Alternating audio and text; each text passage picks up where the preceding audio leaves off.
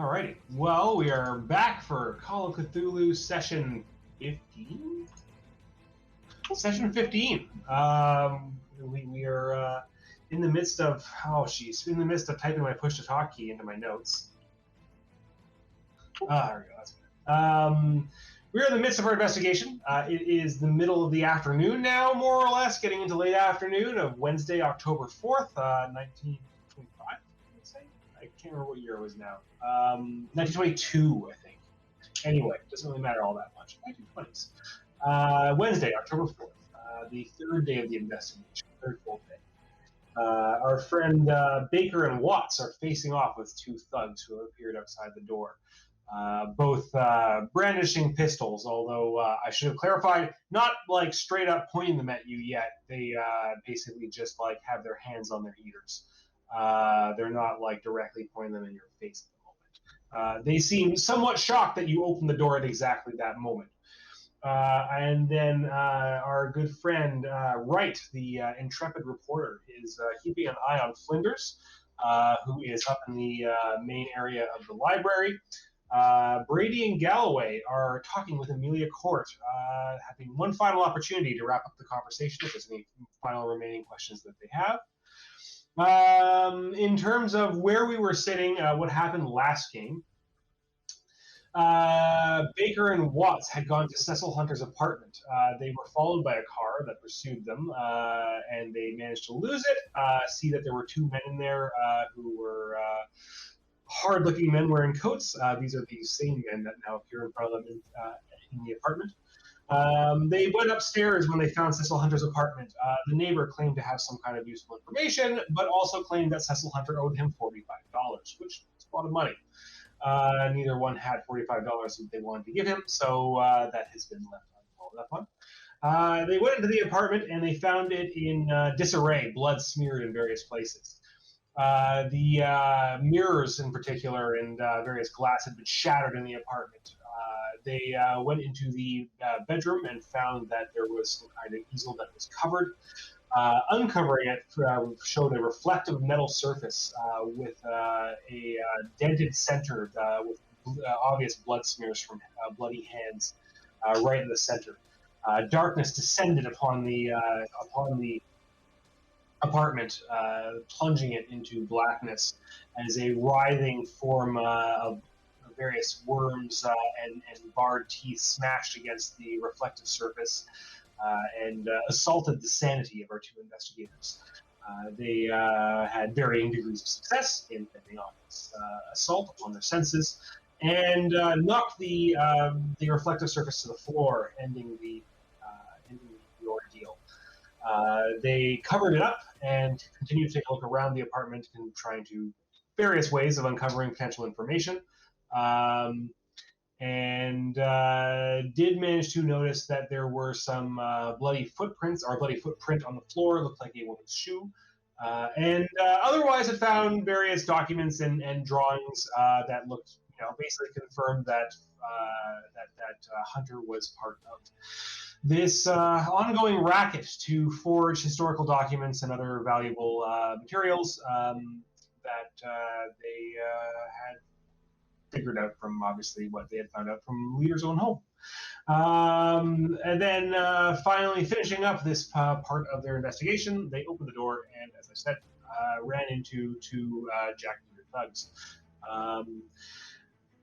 Finally, Wright and Brady and Galloway had gone to the had first of all took a look around the campus to try and track down Amelia. They had received a clue that or a tip that she was in the library, having come in late in the day, I guess lunchtime, late in the day for normally starting work. Headed over to the library. Galloway and Brady were able to gain access to the restricted archives, but Wright was unable to do so, unfortunately. That left Wright upstairs, keeping an eye on Flinders, who he had seen coming in and had chatted with. Flinders, once again, spouting some potentially nonsense, but was at least on the track of seeing that Amelia Clark was down below, and he was there keeping an eye on her. Brady and Galloway went down to speak with Miss Clark. And in so doing, cross-questioned her. She was somewhat evasive, more or less assuming that you think that she did do something, played dumb. And you did, in terms of psychology roles, facing off against her fairly good ability to be able to mislead people in terms of the person she is, that you did find that she was evasive, particularly around some questioning around some information around witches, the witch trials, the papers you're looking at, that sort of thing. And Brady snatched a folio off of the table without her noticing. Anything I missed? Is that a good enough rapid fire recap of where we're at? Sounds good to me. Except for the whole, what did she tell us? Yeah, so there was a thing that she referred to last game that I don't believe that you had told her, that I'm not sure if any of you caught. Did any of you figure that out in the meantime? I did not. Do you want me to tell you, in the sense that your investigators very well may have been able to figure this out? Would you like us to roll for it or something? To see if they were. Yeah, we can do that. Okay, whoever has the best luck, roll a luck roll. I have 67, but I wasn't there. I don't know if that matters. My luck's We'll do 45. this as a meta luck roll. My luck's 45. Anybody with better than 67? I got 30. 60 over here. All right, sounds like Nora's rolling it. Womp womp. No good. Good. No luck roll. All right. Well, it is not a make or break thing. I will give you that much. It was something that may have been useful in your line of questioning, but was not something that was absolutely critical one way or another. We are going to launch into this. I guess we're going to start with Baker and Watts. Who are facing off as their door opened. Who opened the door? I did. Okay. So Watts had just opened the door, Baker just behind. I don't believe either of you were already brandishing a weapon. Yeah, we were ready. I weren't we? thought so, yeah. Because we were all worked up, but I guess we've been investigating for a while. In any case, seeing people outside the door. It's loaded at least for me. So you see two men standing outside the door. Shut the door.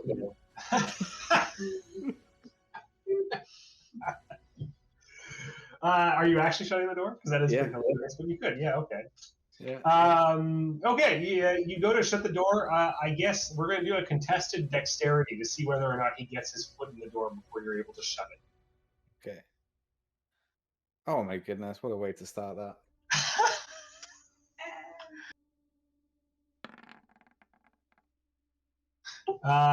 He shoves his foot in the door as you go to slam it and pushes it back open. The man standing behind says, Miss Baker, no sudden moves. We just want what leader owes us. We know you have it. Lucy told us. I'm going to stand with my shoulder against the door kind of thing, not letting them push it open as much. I'm not very strong, but it doesn't matter. I'm going to look at Nora like, what? So you said they were not actually pointing the weapons at us? No, they had their hands on their weapons. They weren't yet fully brandishing them directly at you. They seemed like they were probably on the other side of the door, ready for what might be inside, but weren't pointing at expecting that somebody was literally on the other side of the door. Basically, you kind of timed it out such that you kind of shocked each other. Right. I'll try and stomp on the one guy's foot while pulling my weapon out. All right. Well, I think we're going to go into combat with that. Before we go into combat, we are going to cut over to Brady and Galloway speaking with the media court. Amelia Court.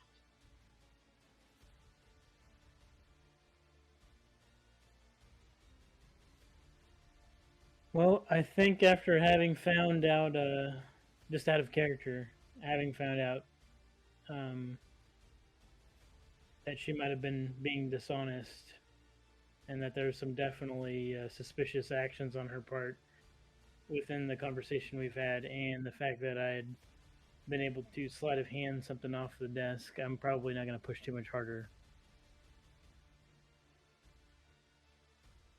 So do you have any parting words? Anything that you want to wrap up with?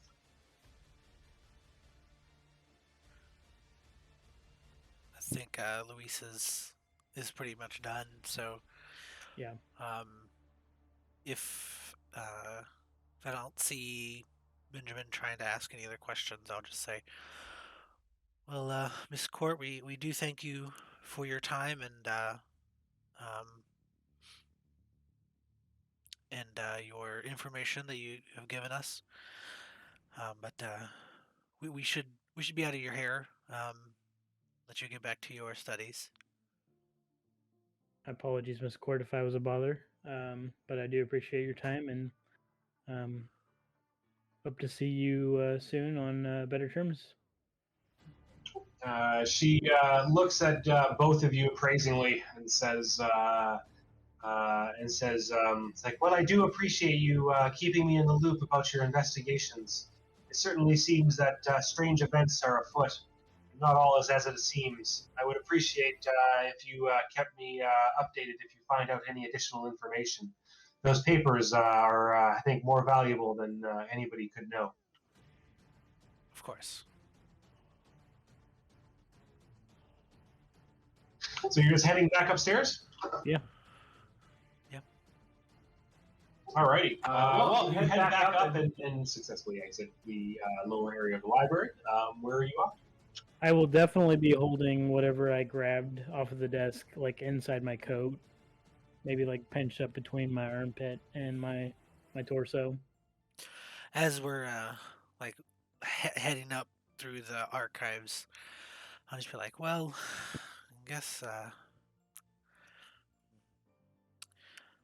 that didn't go quite as I expected. She seemed pretty on the up and up to me. Yeah, she definitely did seem like she was oblivious to anything, like any more specific details about the situation. But I did catch a lot of suspicion with regards to the questions we asked her about the witch trials, and maybe some more specific information about the witches themselves. And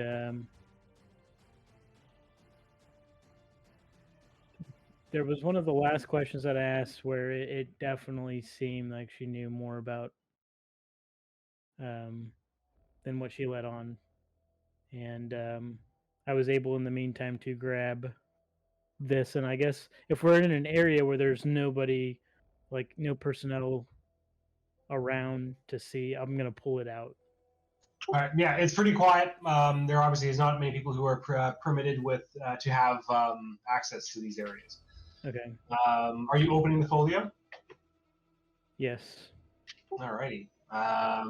You open the folio and you see a series of pages.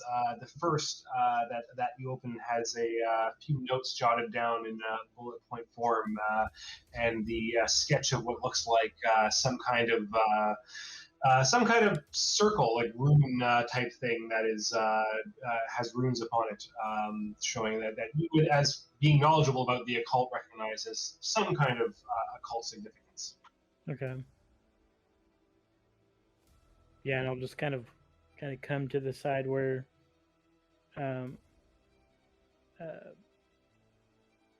Miss Galloway could see what I'm looking at, and just make sure that we both can see it. And so, would looking at what's in this folio, would it kind of present some more suspicion around she knows more about what's going on than what she's leading on?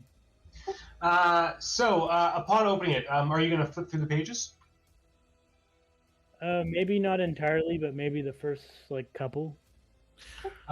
So as you take a look closer at this, the first page, which has a once circular symbol upon it and a few notes, the notes read, Keziah Mason was a fool. And then it has a series of items below that that say flute, mirror, lead, and rabbit. Would I recognize that name? You do not recognize the name Keziah Mason. Okay. Is the handwriting?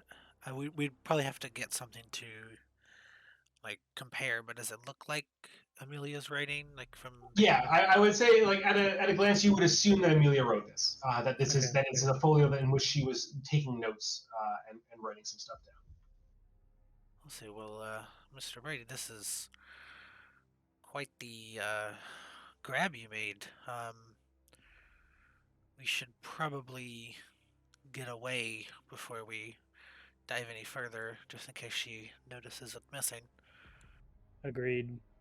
So as you take a quick look at the first few pages, Brady, you feel a strange warmth in your pocket.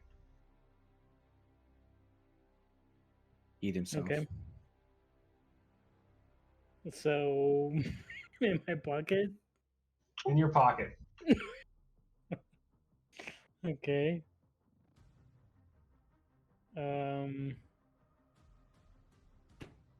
I guess I'm gonna dig into my pocket and see what it is. You pull out the small obsidian pyramid that is one of your possessions. It is unusually warm.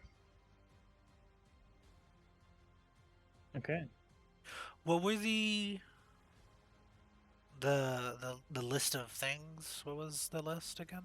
I'll paste it in so you have it written down. Okay. Flute, mirror, lead, rabbit. Sorry, am I crazy? Was there a flute? Was there not also already a reference to?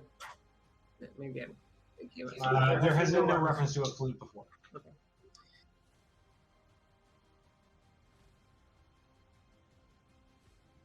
So yes, you pull out the little obsidian pyramid. So I didn't get that wrong and mix up my notes or something. That was Brady, whose item is he has an obsidian pyramid. No, mine's actually an Irish. It's a coin. Not your Oh. your special item. It was just like an extra thing that you had. Unless somebody else has that, and I totally fucked up, and I got everything mixed up on this.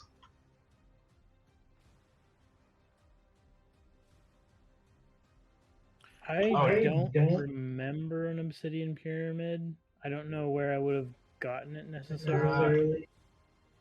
One sec. Let me just check my notes. Okay. Because I feel like there's no way that I totally missed something.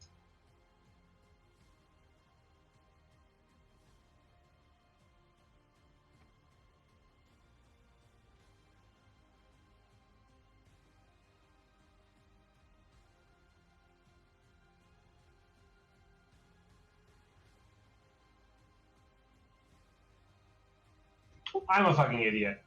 It's William Wright. So, whole thing backtrack. I'm really sorry. I apparently got at some point, somewhere in my notes, I copied and pasted something wrong. William Wright has the piece of obsidian. So, Okay. this will happen at some point. Did he put it into his pocket?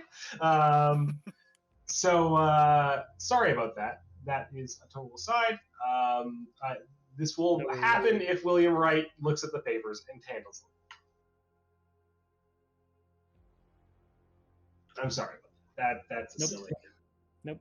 No worries. It happens. So I guess after seeing her notes and kind of getting more of that hair-raising feeling, I'm gonna quickly close the folio, put it back in underneath my coat, and then make sure it's concealed. And I guess we'll. I imagine I have like a bag of some sort. If you Okay. seeing you trying to struggle Yeah. like carrying Yeah. it, I'd be like, you just want to put it in my bag?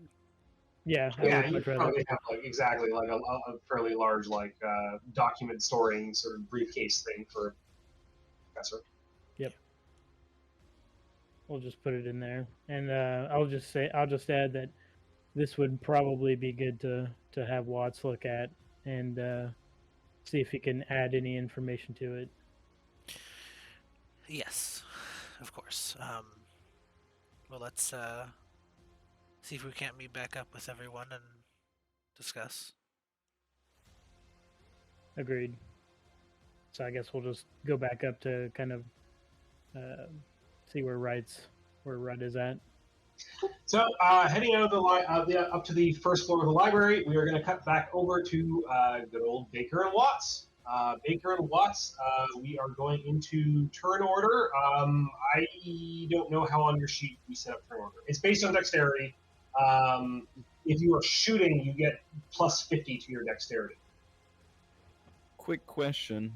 As far as the money goes, I wrote down I still have or left the 4K cash in my inventory. Did we ever divvy that out? No, you would get that to yourself. I think I brought up that there was money, but I don't remember specifically. You had specifically told him that there was $1,000, I believe. I think he said 1,000 less, so I think he said there was 3,000 instead of Or 4,000. 3,000, and yes, okay, you reduced it by $1,000. That sounds right. Geez, how do So yeah. 20? if you just go to for initiative, you should go to the combat tab. It'll be the first thing. It says dexterity. It's literally just your dexterity score is your initiative.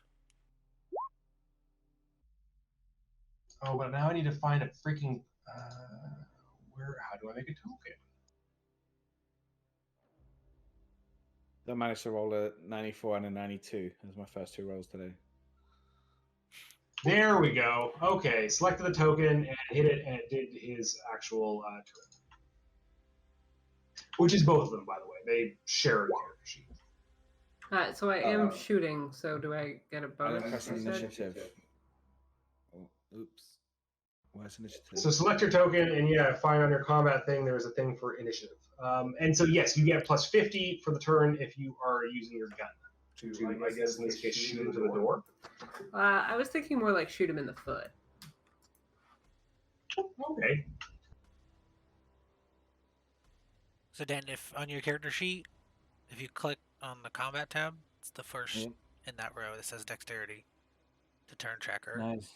Isn't for me. It says strength, dexterity. Oh, dexterity dodge to turn. Oh, dexterity turn tracker. Yeah. Okay. Why doesn't it just say initiative? I don't know. Because it's not called that in this. I'm a keeper, not a DM. It rolls up as initiative. Yeah. I know. I think that's basically because, like, in the system, initiative is like the way that the thing works.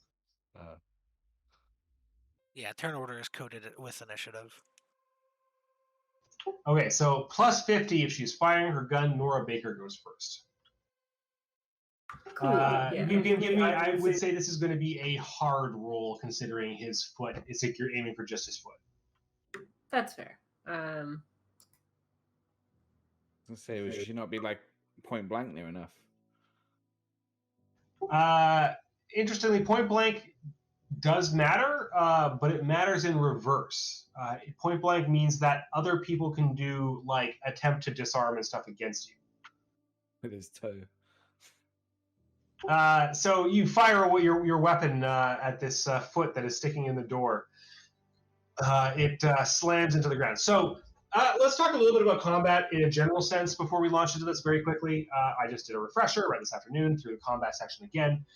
In combat, if you are doing a melee attack, you have the choice in terms of if you are being attacked by in melee range of choosing whether you dodge or whether you fight back. If you dodge, they have to get one higher level of success to be able to hit you. If you fight back, then they have to get the same level of success to hit you. But if you beat them, you actually hit them. The NPCs and monsters will virtually always fight back and will never dodge. Just basically, it's a sort of rule of the game that unless they have a very, very, very strong reason to, they tend to be more aggressive. Just it keeps combat moving. You can do basically. I always think in terms of describing what you want to do, and we'll decide how it gets resolved. Notably, there are essentially like combat techniques or whatever. You can try and grapple somebody. You can try and knock a gun out of their hand. All of these things are more or less resolved by having a test where if basically you look at the body like stat, and so essentially somebody who's the same size as you have like an equal chance. Essentially, again, same combat mechanics apply, but but for each level of body higher that somebody is, it makes it more difficult by essentially disadvantage, like multiple disadvantages, to be able to successfully do it. And the idea being that if you're trying to wrestle a gigantic deep into the ground is going to be really hard, if not impossible. But human to human, it's generally the same, and you're basically going to be rolling like brawl versus brawl if they are fighting back, or brawl versus dodge if they're trying to dodge, or vice versa. If you are doing melee weapons, or sorry, doing ranged weapons, there is no chance to fight back because how would you do that? But instead, you also have the option to dive for cover. Dive for cover gives you a chance to completely dodge out of the way, but you then forfeit your next round of combat, and you can only dodge for any follow-up attacks. So diving for cover gives you a good opportunity of avoiding getting hit, but then means that you, as I said, forfeit your next round of combat. Beyond that, if you have a pistol with multiple cartridges, obviously, like a revolver, you can fire multiple times in combat. If you do decide to fire more than once, you basically roll at disadvantage for every shot that you take. You get like 1 penalty die against every shot. There's some additional rules for like automatic weapons and things like that, which we don't have, so we're not going to go over it, but that is, I think, the most important stuff. So like before we go any further, any questions? You said it again. Oh, How dare you, sir? Start again at the top. So if I wanted to like take, I think I can do 3 shots in a round. If I wanted to take all 3 shots at him, it would be a hard roll with a penalty die. A hard roll with a penalty die for every single one. Right. Okay. Can I just try and stomp on his foot? You already took a shot. Are you not taking a shot? No, I took a shot. I'm just saying. I don't think you I can don't do know it. what else. Yeah. Okay. I suppose I may as well kind of shoot it 2 or 3 times then. You would then have. I guess you already failed the first one. Doesn't really matter. You could, yeah. If you want to unload your pistol. So I'm down to 4 shots in my gun. Yeah. So the 63 also had a penalty die of 6 as well, which makes it 63 twice, which means that one is a success. Yeah. So you can roll more damage for that. It does it automatically. It's right there. It's his side. Oh, there you go. You unload your weapon, and one of them slamming into his foot, and you hear a yelp, and the foot slides back out of the door. Is the door Cool. shut? I'm just going to try and push against the door. I don't know if I can actually do anything this turn, but just kind of... I guess sort of push. That gives Watts is up next. And so Watts, what are you doing? The door, the foot just got pulled out of the door. What the hell, Nora? What are you looking for? We don't know what you're talking about. I will prepare for when they come through the door, or if they do, that I'm going to take off the cover of the metal plate that I'm holding. So if they come through the door, that's the first thing that they see. Yeah. Also, Nora yells back, "What? They were aggressive and had guns." They weren't pointing at us. Just give them a moment. They will be. Now. But yeah, dodge basically, but with the metal plate ready to be shown at them if they come through the door. So you're basically holding the metal plate to like throw it up or something to like uncover it if they come out. Well, basically, yeah. Well, kind of uncovered already. So if they do come through the door, that's the first thing that they'll see. I don't have to take an action to remove the canvas. Alrighty. So it is their turn, and you hear from the other side of the door one man breathing heavily, and the other one says, Miss Baker, we know that you're a hiding leader. We just want the money he owes us. And you feel a slam against the door as it attempts to be broken down. Give me a strength roll. I guess sure. You can both give me a strength roll. Yell back. No one's hiding, leader. He's dead, you fool. It's for whatever he owes you, that went with him. With a hard success and a success, I will say you continue to hold the door. And it is back to Nora at the top of the round. If you're firing your gun.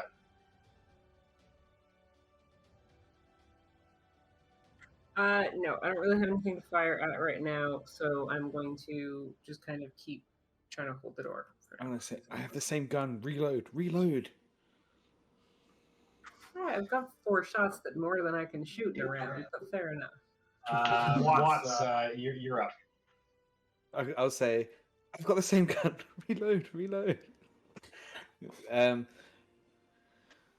Yeah, leader's dead. You can check at the coroner's office.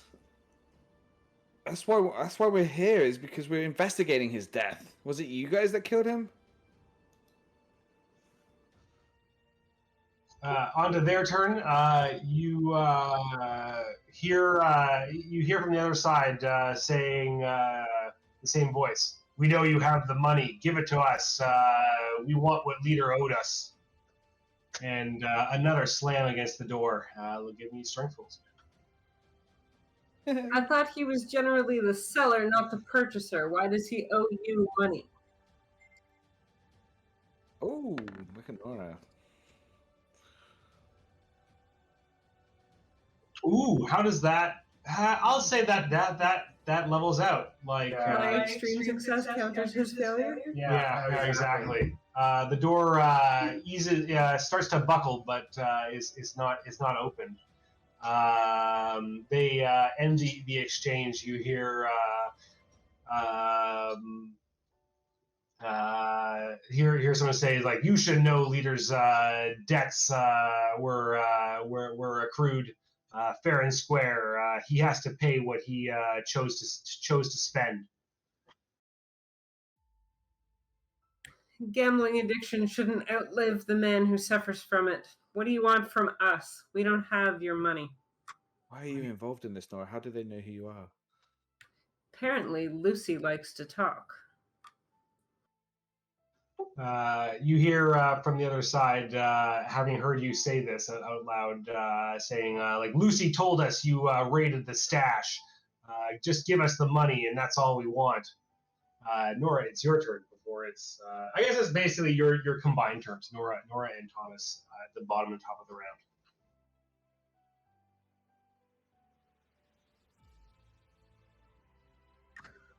What kind of fool do you think I am to carry money around on my person just day to day? I can't exactly hand it over right now. Perhaps you should back off and we can find a more suitable time.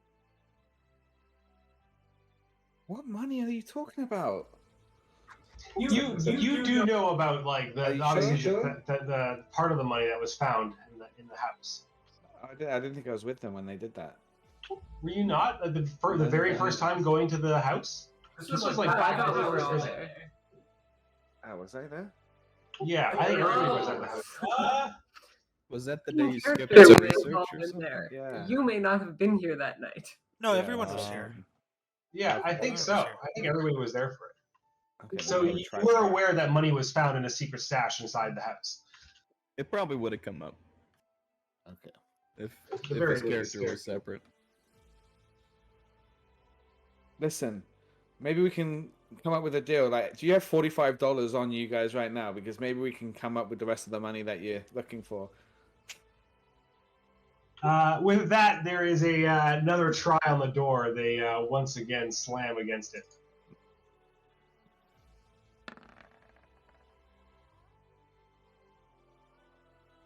Man, you guys are coming out just ahead each time. You're still holding the door against their efforts to come in.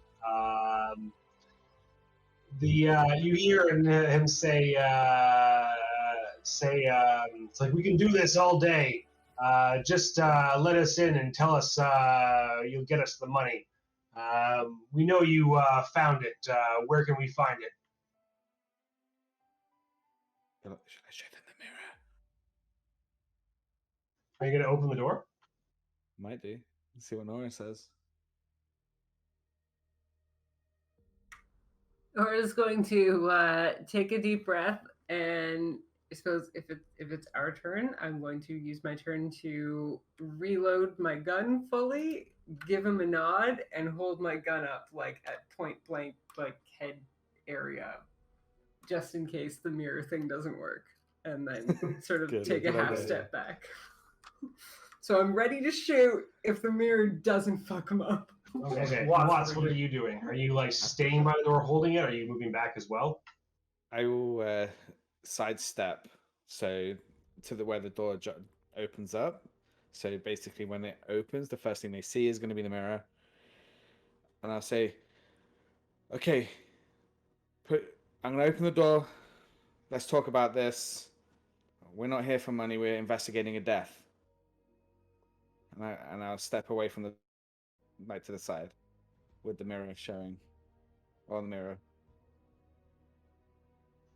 All right, so on the next round, then, I guess in combat order, the door breaks open, and the smaller of the two men falls into the room.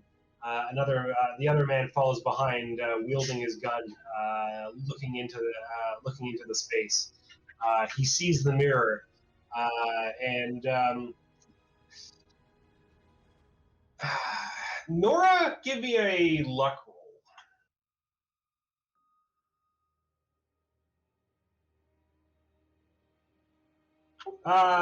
Darkness descends over the room once more and filters out into the hall. You can almost see the tendrils going forward. The two of you, having experienced this already and not looking directly at the mirror, don't actually see it. But Watts, you feel that the mirror bucks in your hand, strains against it, vibrates with an unhuman frequency. You see as the one thug looks straight down into it, his eyes glazing over. He doubles over and vomits all over the floor. The other thug gets up, looking backwards at his companion, turns and looks towards the mirror as well, and similarly has an extreme reaction. But this one he will roll, and he succeeds upon his sanity roll, and gets up and jumps towards you, attempting to tackle you to the ground. Give me a Me or Nora? you, Watts, because you're holding it. Give me a brawling roll. Rolling or not? What's you're gonna try dodge? Brawl or dodge? I'd most likely dodge. Do I get to shoot at him? Because I said I was going to try. What the fuck? He has a 0 in brawl. That's gotta be wrong. That doesn't make any sense. That's a big roll too. 22. I know. Fuck. I mean, the default brawl, Hold unless on. he invested in it, is only like 20, so it would still be a fit. Yeah, but like these are thugs. Like, hold on a second. Let me look at the other sheet because it's weird. In roll 20, when you load the thing, there's 2 different sheets and they have different stuff on them. I don't even see That's brawl too on mine. You don't have like a basic like fighting brawl. Yes, their fighting is 60%. I've got So build, so I could build like Minecraft. A 22 then is a hard success. He tackles you to the ground, sending the thing flying. and it clatters across the ground. And let's see, what does he have? See if he's lucky. 25. He is lucky, and the thing clatters down face down, and the darkness once again recedes from the room. You are being held down on the ground, Watts. Nora, how do you react? One of them is retching feebly, while the other one has tackled Watts to the ground. Well, I had my gun out and ready, so I'm just gonna, as he's like right in front of me, I'm just gonna place the gun like right up at the back of his head, like let go of him and stand up slowly. Before he has a chance to respond, Watts, do you want to do anything? Do you want to try and break free your before he stands up, if he does so?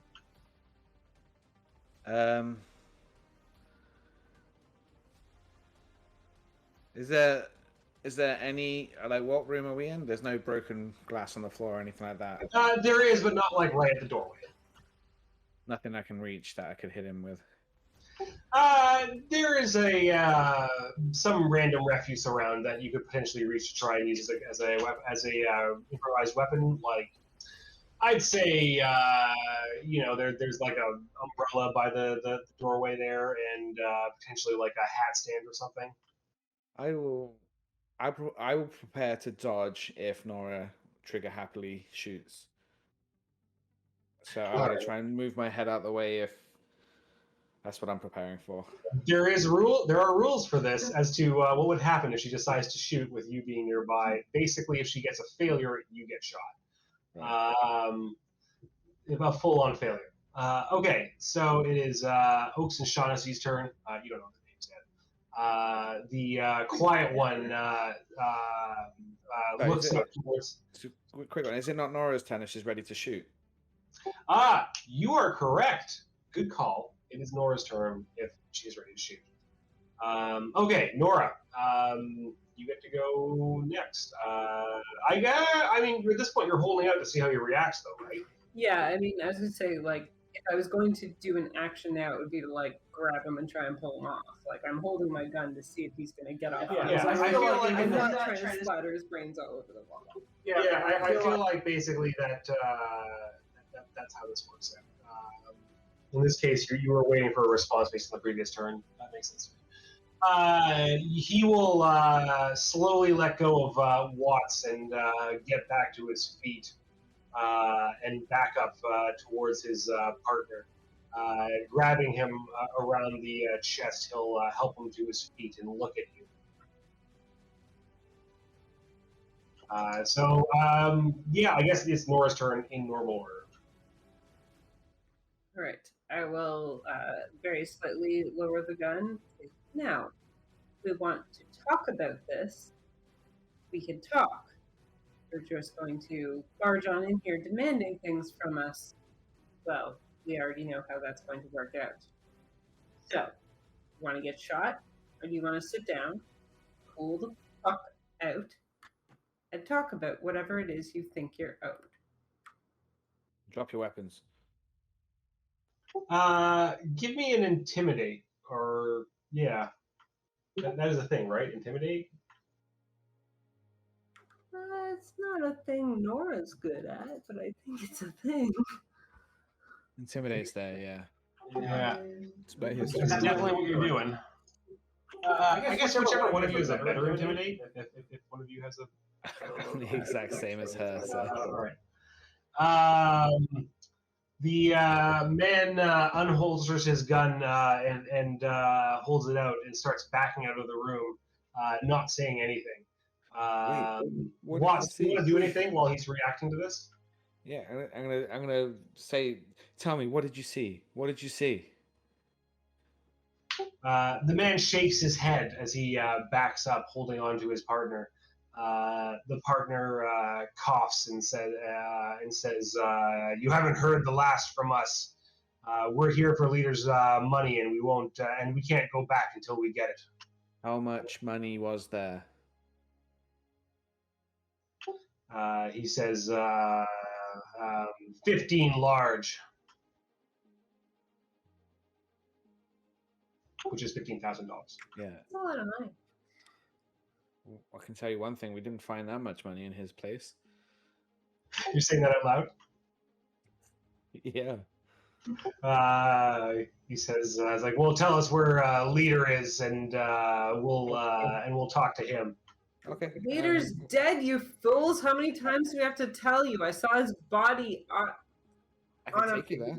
table myself. Like, The fellow who is the one who has spoken to you coughs again and says, like, we'll have to discuss this again later. And he clearly seems shaken shook by the experience that he's been through.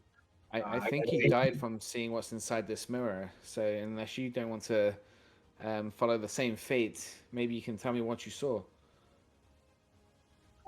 They back out of the room and into the hall, and unless you I'll are pick up the mirror and I'm gonna kind of have the cover over it, but I'm gonna kind of step out and follow them slightly and say, "Tell me, what did you see? Do you want to see it again?" they head out the hall. So unless you're going to full on chase them, and we'll go into a chase scene, that will wrap that up. if he starts like chasing after them, Nora will probably just kind of grab him. Like, I think it's best we let this end where it is for the moment, but we should be careful in future investigations. They're likely to be ready for us next time. What a day! I'm kind of pissed off now. Should we just intimidate that guy to tell us what he's seen? Get your gun out. Unfortunately, that's not my strong suit, but perhaps in another situation we can chat with them a little longer and use Anyway, skills that we are better suited to. I think we should get out of here and make sure we're not being followed. Yes, we have made a fair bit of noise. It is probably a good idea to get out of here before anyone pays too much attention to us. So that metal plate, it was buckled when we first found it. Then I looked into it, then it was unbuckled. Is it buckled again? No, it was always buckled. Basically, Okay. it's buckled as if somebody had essentially like punched and scratched at it repeatedly right in the center. Basically, like you would take from it that it is a mirror-like surface that, unlike an actual glass mirror, cannot be shattered. And so, what would be the likely explanation is that Cecil Hunter attempted to smash this in his delirium, but in doing so, he essentially just smashed his bloody hands against the center of the thing repeatedly. Yeah, that's what I thought as much. I can't believe that worked, though, Nora. I was not expecting that. That was great. So So we're it was gonna something of a gamble, but it did seem to be effective. Yeah, I messaged Nora last week and I sent her a telegram and told her that I was going to try that. we're gonna cut back over to good old Brady Galloway and Wright meeting back up in the library.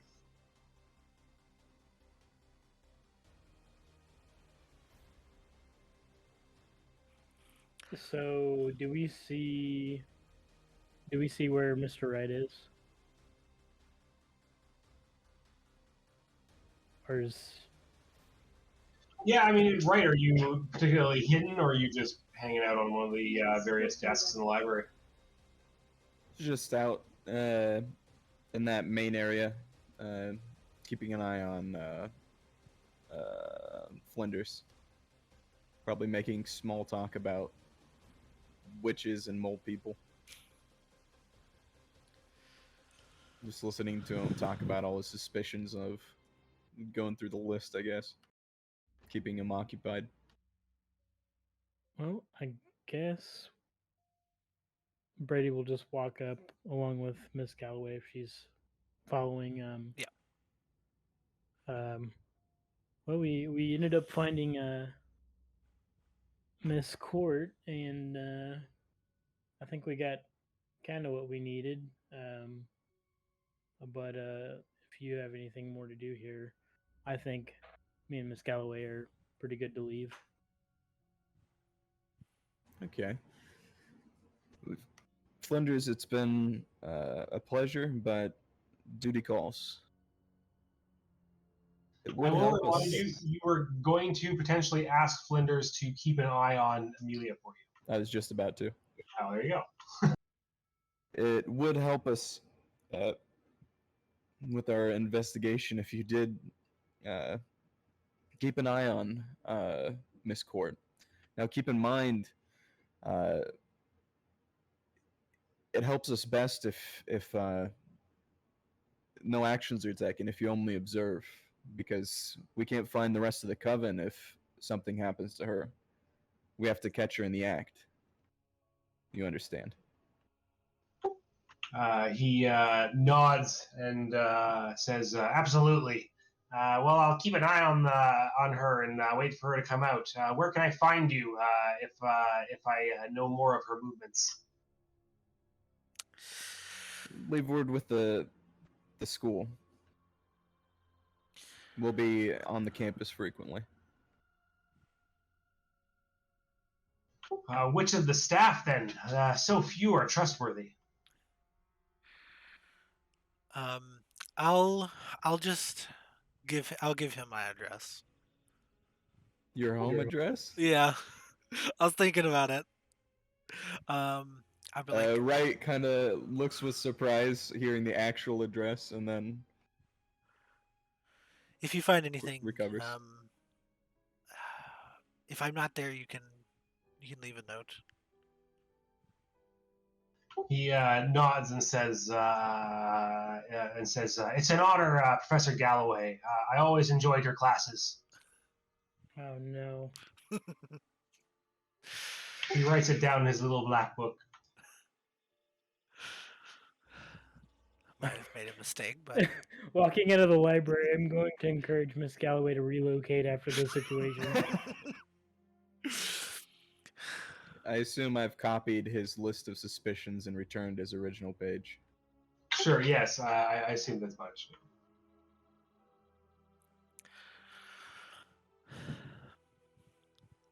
well, I think our rendezvous point was my home, so unless we have any other business, did we have anything else we wanted to do? In the afternoon, not specifically. So to give you a recap of some of the stuff that you had talked about doing next game, being this game, yeah, basically you had organized it. You were going to meet back up at home. It's like mid to late afternoon, so that'd be relatively logical because some of the next things that you talked about doing were obviously talking to Abner Wick, Lucy Stone about viewing the body. And potentially some like evening sort of trying to take a look at stuff such as maybe trying to look at Amelia's house or Roach's house because you've been able to do so before. There are some stuff that maybe you could find some time to squeeze in, I guess, but it would be a bit tight. Would be saying taking a lot of look around Leader's house. Visiting the Hobhouse Manor would be a bit longer because it's outside of town. Similarly, visiting the Cobb family, you'd have to spend some time to track them down and hope that they were home, and it would be a bit tight on time. I think it would be best if we just go back to my place and look over the notes and wait for the two of them to come back. Notes. So you guys didn't come out empty-handed then? Yes, Mr. Brady here managed to swipe some potentially valuable documents. Well, valuable Nice. to the investigation, at least. Mr. Brady, you are full of surprises. Yeah, and I found this pyramid in my pocket too. I was about to say, is like, do you hand them to Wright to look at? Because then we can go back to that whole thing about. I figured if there was enough notes, we could like divide it up so the three of us are reading through it. Are It's we? about a dozen pages. If you decide if you're going to do so in the library, in the study area, or if you're going to head back. I would encourage not being in the library. Yeah. Definitely would push for us to be popping back to it. another location. Yeah, I agree. Could probably Definitely. look at stuff in the taxi, but it's only going to be like a couple minutes anyway. So it's Yeah, you're close by. basically walking distance from the campus, considering if you're going back to Galloway's place. All right, so if that is what you guys are doing, let me know if not. Otherwise, we'll cut back to good old Baker and Watts. Are you guys similarly heading to meet up back at the Galloway house? Well, I think immediately following the chasing off of these thugs, Nora sort of turned to Mr. Watts. So this strange mirror we've found, you think it has anything to do with the things we found in the forest? I don't think it's the same thing, but I think it's part of the same world, shall we say? Something not of this world. And I believe the dents were caused by Cecile going crazy, punching the mirror, trying to break it. And I'm sorry that I did test it on those thugs, but it somewhat confirms that there is something located inside this mirror, whether it be a dimension, a doorway, a gateway, I don't know. Just maybe a window. I don't know, but I'm getting the same feelings. It is the same worlds. Do you think they could get through? I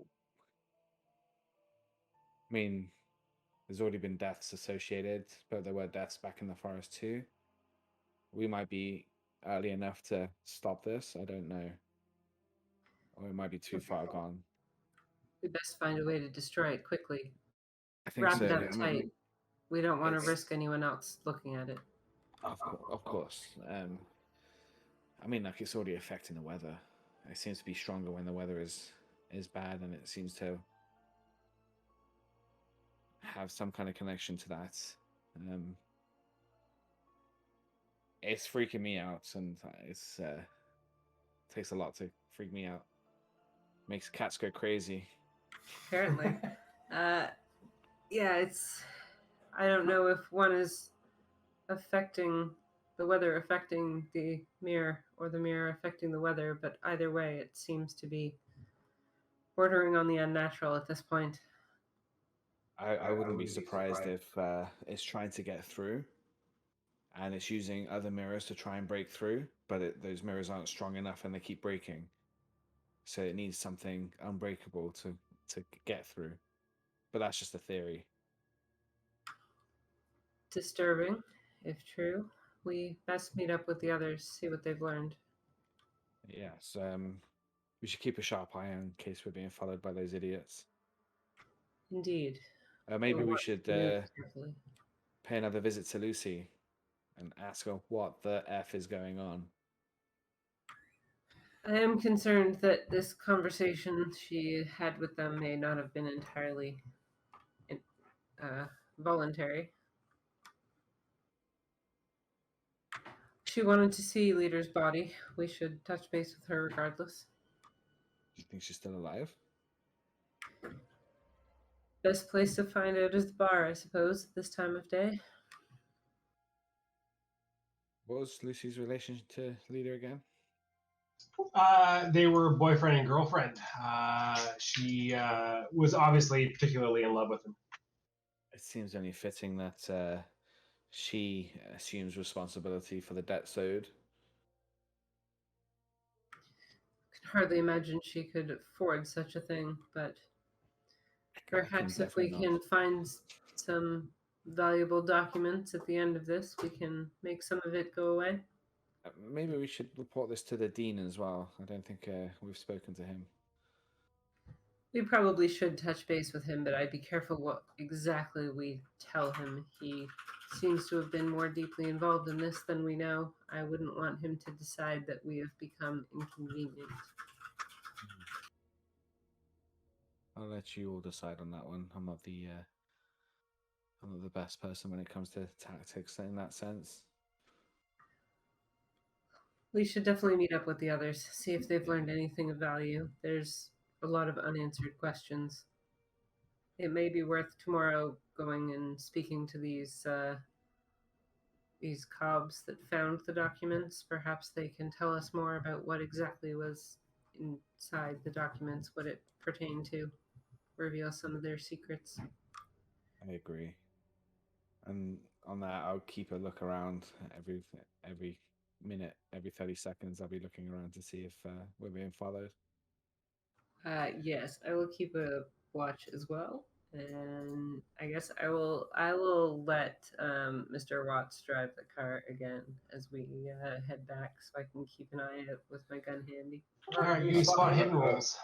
And I will be taking lots of lefts and rights. No clear direction on which way I'm going, so it will take us a little bit longer to get home.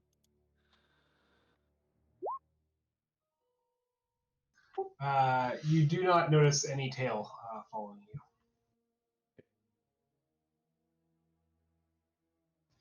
I'll fill up with gas as well, just so you know. All right. So yeah, you refill gas, and so yeah, even in that stop, you do not notice anybody following you. And around I guess dinner time, 6-7 p.m., you arrive at the Galloway house, and all meet back up, and you can discuss how everything that you just experienced, and what your next moves are. And I'm going to pop really quick to the bathroom. I can hear what you're saying though, because it's just around the corner. But I'll be back in a moment. I think before we discuss, I would want to know what the notes said. Yeah, I'll be looking around to see if you'd made dinner. Probably would have forgot with the notes, looking over the notes. I'll ask, do you have any food that we can quickly make while we discuss what we just experienced? It's been quite a day, I tell you. We'll say, oh, sorry, completely slipped my mind. Let me see if I can't get something together. When was pizza delivery invented? Probably not yet.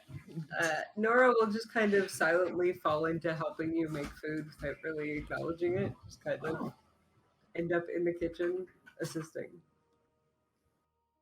I can tell you one thing, people, those gunshots involved in our day. Nora will clear her throat pointedly and glare at you with that. Just like, some things don't need to be shared. That's why I'm not the best person to go see the dean, because I will tell him everything. I found this metal plate met with a shiny reflective surface, and I took one look into it and collapsed on the floor. Like, it made me feel like those worms crawling all over me. The way you said it, it sounded like you just flashed all of us with it. Hey everyone, look what I found. Are we all together at this point? Yeah, I assume you are all meeting up in the kitchen or whatever, or living room for Galloway's house. So what, did we find anything else interesting in the notes? Oh, right. So, yes, if Mr. Wright actually takes a look at the notes, Mr. Wright, you will notice that your obsidian pyramid is growing hot as you handle these papers. Okay. Kind of shift my weight around a little bit, and do I notice any particular pages, or is it just the whole stack? Generally, as you flip through it, it's the whole stack. As you go look through the papers, all of you, you see a variety of different drawings of various runes and occult symbology, particularly spell circles of various kinds. And I will say, Mr. Brady, give me an occult roll.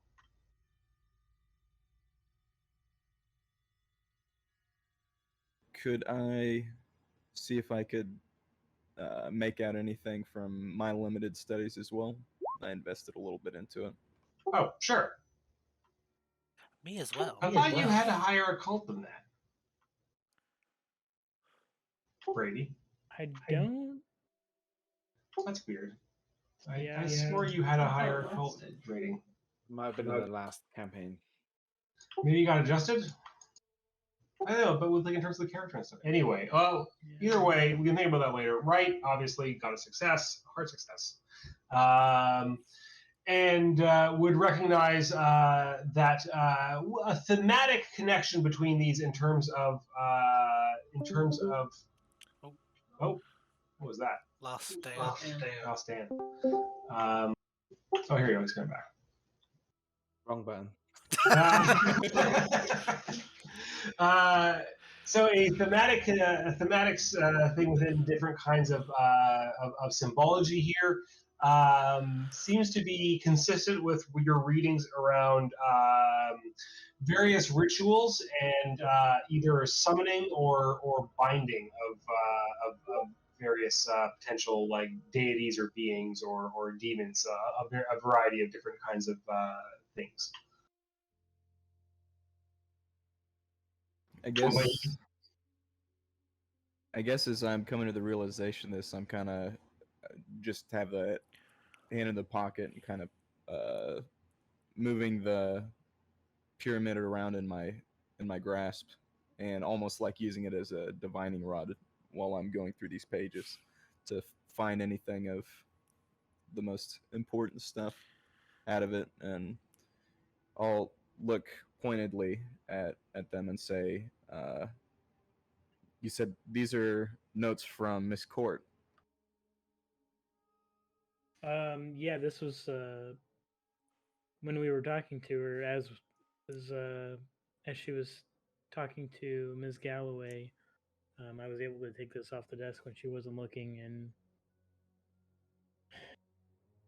it appears to be her notes. Sorry. Go ahead.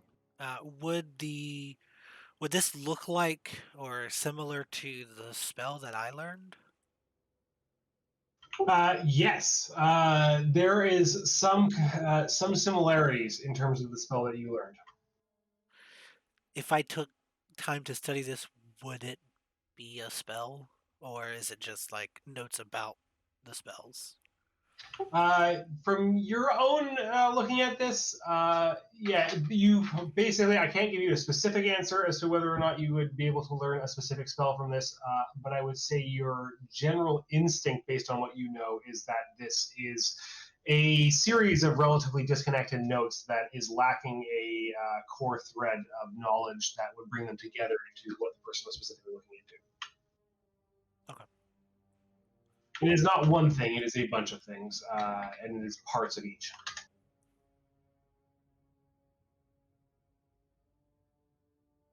Okay. Flinders, he may be a total idiot, but I think his instincts might have been right about Miss Court. I've had limited studies on the occult, and this is some pretty... I think we might be in danger, having come across these. She would know that you took them.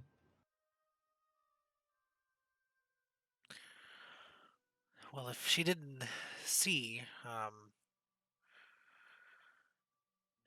she could only make an assumption. We have been poking around. It wouldn't be the most difficult of leaps to make, but we do have some time before she will be certain. These appear to be some kind of... If I'm remembering correctly, these are some kind of binding spell, which whether magic is a thing or not, I try to keep an open mind, but that's the intention of this. It's most definitely a thing, Mr. Wright. I've seen some pretty strange things, especially in the last couple days, but... Here, take a look at this mirror that I found.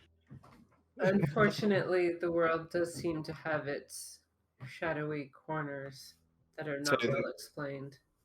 From my studies, I have found that there is magic within this world, our world that we know, and then there's things from other worlds that I've most recently come into contact with. I believe my first dealings were back in 1912, but I was just a boy. I didn't understand what I'd seen. But now, this is the third time I've come across something. Second time with you, Nora, and you, Mr. Brady. Oh, I should note, once Watts is there, if Watts is looking through the stack of papers, Watts, you would notice that some, but not all, of the iconography and runes are Raelian. And if you look here, and I'll point these bits out in the paper, these are clearly what I was talking about, symbols from another world, not of this one. And am I able to decipher any of them? Like, read what they are? You are lacking context, but give me an occult roll. So with the cult rule that I had, this is, can I tell, is it a mixture of the occult and this Cthulhu mythos, or is it just one? Yeah, I would say with your occult role, essentially, is that like you recognize a variety of things from disparate studies. That, like, essentially you don't have the knowledge to really know very specifically about any given one of them, but you know enough in terms of what you have read to be like, oh, this is like she was making notes about a bunch of different things that are thematically connected, but from different kinds of studies and past, like, and the histories and things. Okay. I imagine Thomas, sorry, go ahead. I imagine I would have been specifically pulling out things involving like witchcraft or something, and then kind of found the Raelian stuff and be like, I don't know what the fuck this is. And then yeah, exactly. That, like, some stuff was a little more familiar, some stuff was less familiar. Exactly, the Raelian thing, you wouldn't know what it was, but like maybe had like seen some kind of iconography like that was like tangentially mentioned in some other just general histories. Yeah, like you have a difficult time parsing this to being very sure about things. You basically are able to glean like a large, based on the fact that you got a hard success, you managed to make a leap to be able to connect this in terms of that theme. Okay. So would Mr. Wright have pulled out his obsidian pyramid? Or would you have just like noticed it and gotten information from it? I mean, you could notice that he keeps putting his hand in his pocket, like he has some kind of keepsake or something. But question: how hot is this pyramid getting? Not uncomfortably so. Warm enough that it is noticeably warm without you having to do a spot hidden, but like warm, like, I don't know, warm like a delicious Pop-Tart. Whoa. So I think this is my fourth roll in the 90s today. That is the worst roll you could possibly get. That is, Yeah. like, this is our first 99, I think. Yeah, I feel like it's the I've done about 8 rolls today, and half of them have been in the 90s. So, Mr. Watts, you said you collapsed earlier today. Yes, there was a strange painting we thought covered on with canvas on at Cecile's house, and when I uncovered it, it was not what I was expecting. It was a mirror-like surface that had clearly had the poop punched out of it by Cecile. I say Cecil, but I think they're both correct. I'm English, so I'm going to go with Cecile. But he clearly punched it trying to break this thing. When I looked deeply into it, I experienced what I've experienced looking into other mirrors here, and it just, my mind, the rooms went black. My mind went insane. Worms all over my body, that kind of feeling. You had episodes like this before. I have. Was it before your last stay at the asylum? It's something. It wasn't the same feeling, but same feeling, if that makes sense. It wasn't worms that I was feeling at that point. It was more piercing and feeling as though something was watching me, something was feeling me, and every time I turn around, a sharp spike would go into my chest. And this is different. Before we had This visions of the future or past. this was no illusion or hallucination. There was something on the other side of that mirror trying to come through. We both saw it. I didn't mean to cast judgment, and at this point, I whip out that flask that I took from or filled from the roadhouse and offer it to Watts. Does the I- pyramid fall out when you pull it out? I'll pick it up otherwise and hand it back to you. We could have it be a MacGuffin. He could accidentally pull it out since he's been manipulating it in his pocket. Could be Up the to you. same pocket. Up to you. Kind of quickly get to grab it, realize that's suspicious, and then be a little bit more nonplussed about it and return it to his pocket and offer the flask. Yeah, I'll take it. Thank you so much. I haven't eaten anything all day. Is it? I didn't mean to cast judgment. It's just I've been in my profession not very long, and I've already seen several of my several friends have gotten very involved in certain stories and events, and they've gone too hard and pushed themselves too far. Yeah, I'm used to being called crazy and stuff I talk about, my expertise being brushed aside, and I think nothing of it when people are saying it now. It's just water off a duck's back. I'm a journalist, Mr. Watts. It's not mine to judge. Of Mine course. is to tell the story. You're also there to investigate too, as a journalist, and I can understand the skepticism. You want to know the facts. That is your job. But I wouldn't recommend it. But the mirror is definitely would confirm what I'm talking about. We did have two thugs chase us in a car, and then they somehow found us in the apartment, pulled guns on us, and I showed them the mirror as an attempt to get escape, and one of them also collapsed, throwing up on the floor as the room plunged into darkness once again from somebody looking into this mirror. So this is why it's covered. I obviously recommend that none of us uncover this until we know more. Sounds dangerous. It certainly is, and these broken pieces of mirrors that we keep finding everywhere. And my theory is that something's trying to break through, like using these mirrors as a doorway or a gateway or something. And regular mirrors are too weak. And this thing here, obviously, Cecile's tried to break it with its own fists. Is more indestructible than a regular mirror, so I think that's why it's more connected to this than bad weather and other mirrors. So I you're still say we saying should find a way to destroy it. It seems the safest course. you think it might be some kind of doorway? Absolutely. There's something trying to come through. And it doesn't look friendly. It sounds like it's banging. When I looked into it, it sounded like something was thumping against it to try and get through. Mr. Watts, would you have any associates of a similar experience of yours who might know more? The occult, absolutely. When we're talking alien, I think we're all Whatever. becoming the resident experts in this field. I mean, I know the person who wrote that book. Perhaps I could write a letter to that person. Is that something I could do?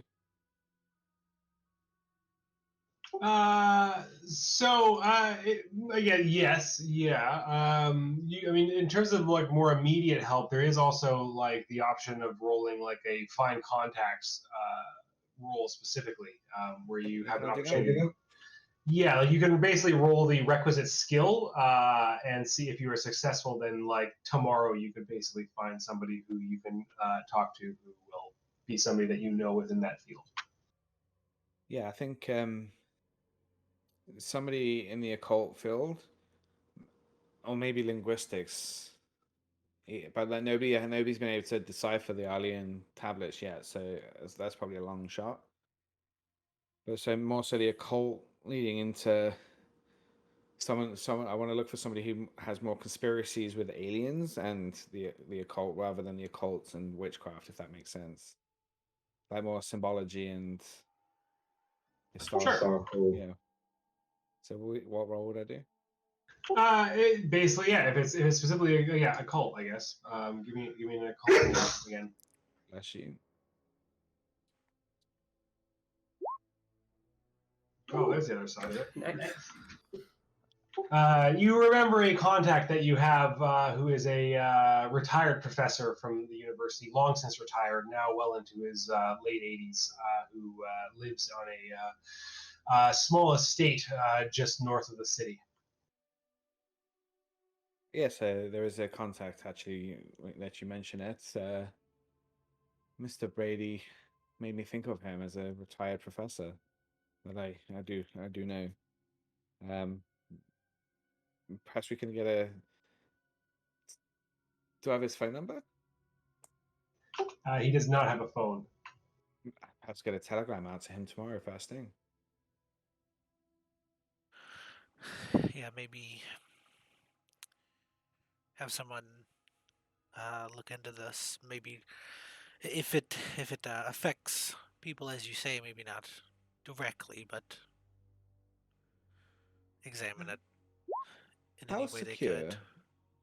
How secure would you say your telecom system is at the university? Can they be easily intercepted? In this day and age, yes. In general, there is no encryption. Like there are manual people who like punch cords through. Like basically, like if anybody really wanted to, it would be fairly trivial to be able to I, wiretap something. I think I'll send it from the post office tomorrow. So yeah, that's what I'll do. Is I'll draft something up to send to Mr. McDonald. This fact quite literally plays into certain Lovecraftian stories. Yes. Okay. This fact actually like specifically plays into some Lovecraft stories where like a certain character, because they're worried about the fact that their like messages and calls might be tapped into, specifically goes out of their way to say like go to a different post office or go to a different telegram office. Yeah, I've heard of organizations that come up with um, different phrases, other ways of saying what they mean to throw off anyone who might be listening.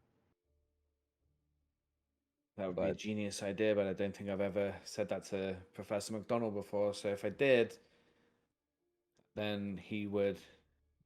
You know what? When you say that, I wonder if there's some occult symbols I could draw on the telegram. Does it come through as a fax or does it come through as text? It comes through as text, right? It's text, yeah. It's it's dots and dashes. I think faxes were a good 30, 20 Yeah. years later. But your past encounters of you three has come up several times at this point. Do you have a copy of your book with you, Mr. Watts? I'll give him my papers that I usually present. Everything, I'll let him take a look at everything that I usually do in my talks in the evenings. And this is about your experiences together some summer ago. It's not naming names of who I was with. It's more so the experiences that we have faced and what I've come across and explanations of some of the symbols and language that I'm deciphering. But yes, I suggest that we keep this mirror covered, perhaps locked away, dark somewhere. If it's as dangerous as you have described, we should probably put it somewhere where it can't be taken either. Very much so. Absolutely. It needs to be guarded carefully until we can find a way to destroy it. Does And anybody know of anyone? with creditors on our tail now, apparently, we wouldn't want them to stumble across it either.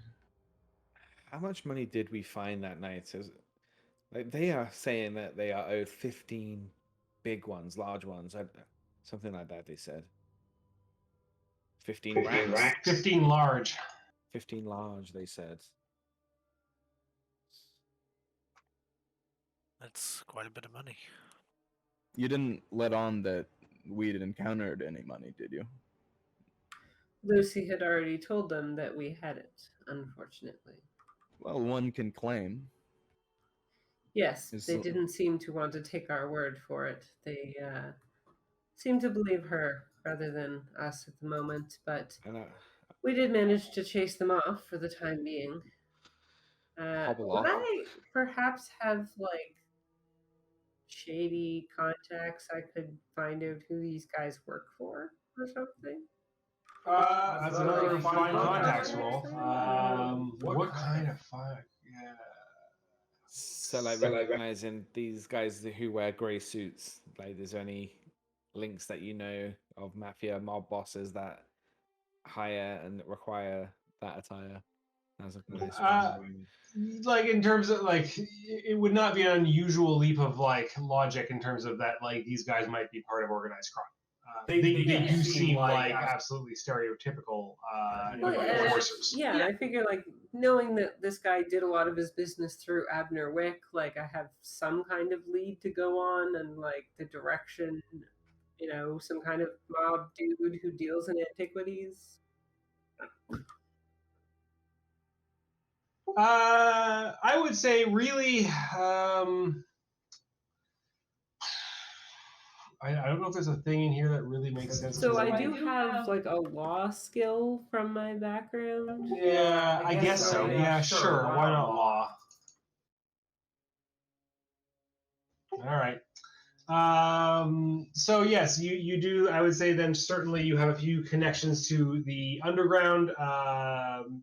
In terms of just general illegal activity and those kinds of actions within the Arkham area, which makes sense in terms of your profession. I would say.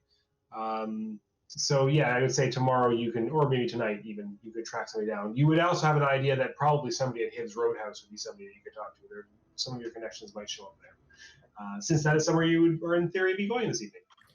Yeah, I feel like that's probably what she would suggest next. Like once we wrap up dinner and our discussion, suggest that Nora goes back with backup, but like maybe the backup just hangs out outside for the time being, and I will go in and try and talk to Lucy in a non-threatening solo manner and see what happens.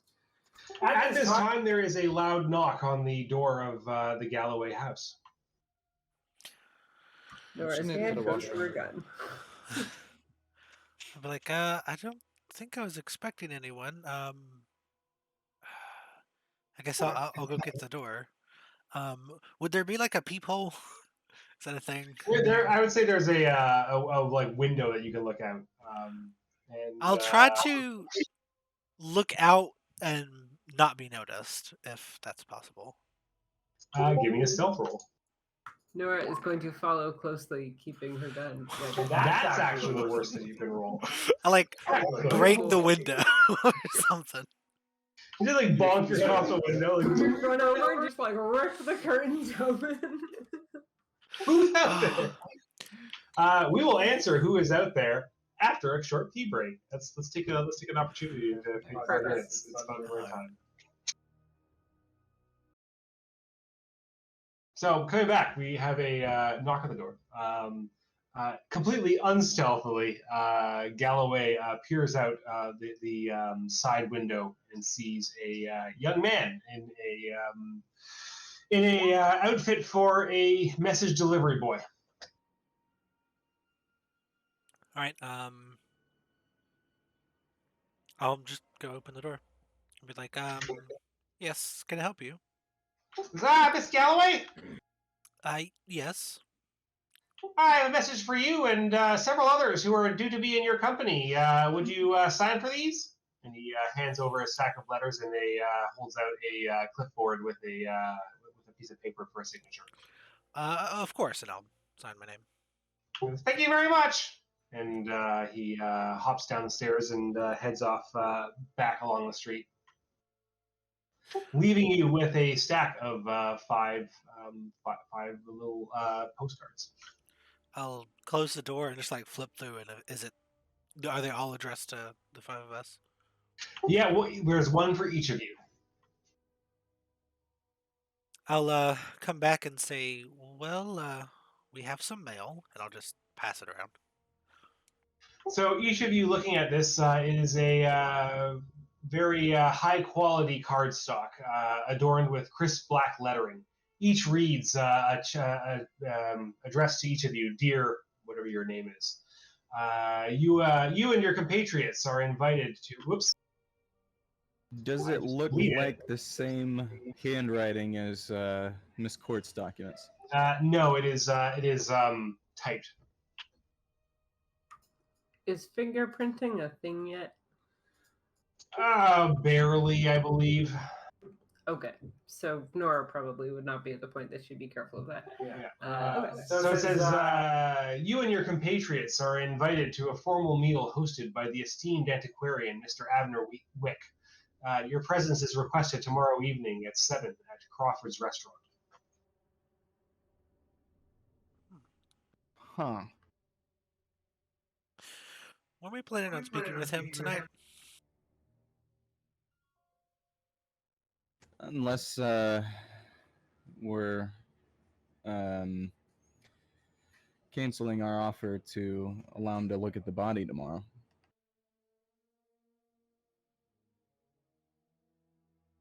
We still haven't informed Miss Court either. Yeah. Indeed, I've been meaning to check in with her. Perhaps if someone will accompany me and keep guard, we can see what she's up to. Are you stoned? I'm confused how he knew the other you three, because he's only spoken to me and Mr. Brady. I suspect was Mr. wondering Wick too. may be more involved than we That's correct. previously thought. He has his hand in a good deal of these deals, and we don't know yet for sure if our encounter earlier had anything to do with him or his associates. We should definitely proceed with caution when we inform Miss Stone. Maybe it's If- an opportune moment.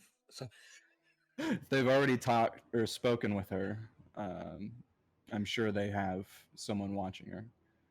These types don't tend to lose pursuit easily. I think it might be an opportune moment for perhaps one or two of us not to attend and to investigate his place a little bit more.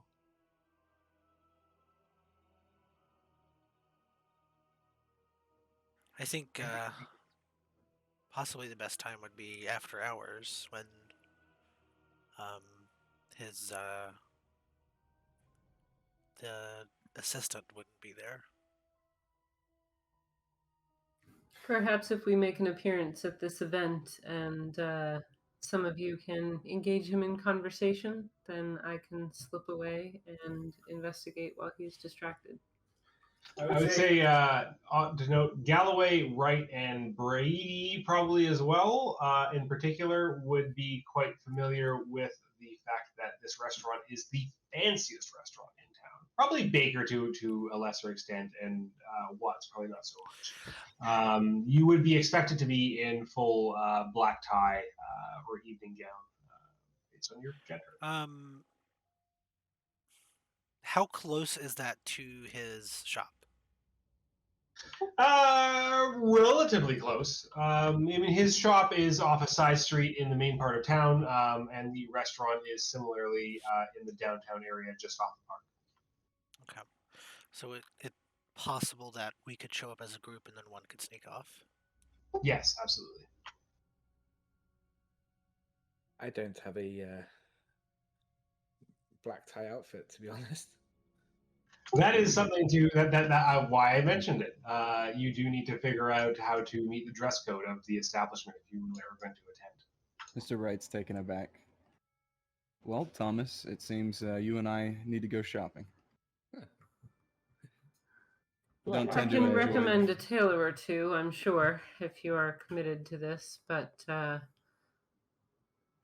not sure Yes. it's quite the environment that I'd like to partake in. The company can leave much to be desired at these kinds of things, but the food never does. This is true. We do have more important things going on at the moment, but I suppose it is not till tomorrow night. We'll see what happens before then. I Do really we- should check on Miss Stone before the evening gets too late. Do we still want to inform Abner Wick, Mr. Wick, that he's able to view the body, or do we want to wait until this? Perhaps a telegram, as he's just extended. And these fancy cards that he sent us, is there any symbology on it? Like a logo? There is a small embossed logo in the corner, but it is his initials. Would we be able to get a telegram sent this late? I mean, he sent a letter, so. Yes, telegram service, even letter service in this day and age, it runs at quite a wide breadth of time. Like it's crazy. Like, oh geez, in like London, England, in like the 1800s and like early 1900s, like there were like 4 mail deliveries a day. I'll rush outside and see if I can catch the kid before he's gone. Add a Give line me a of luck sight. roll. Let's see if you get it. With my solid 30, here we go. He has already gone around the corner and disappeared. But it is not quite dusk yet. You know, it's about 6:15, 6:30. It's the sun is starting to set, but it is not that late. So you would certainly be able to go around the corner and find a telegram office somewhere nearby, near the university, where you could send a message.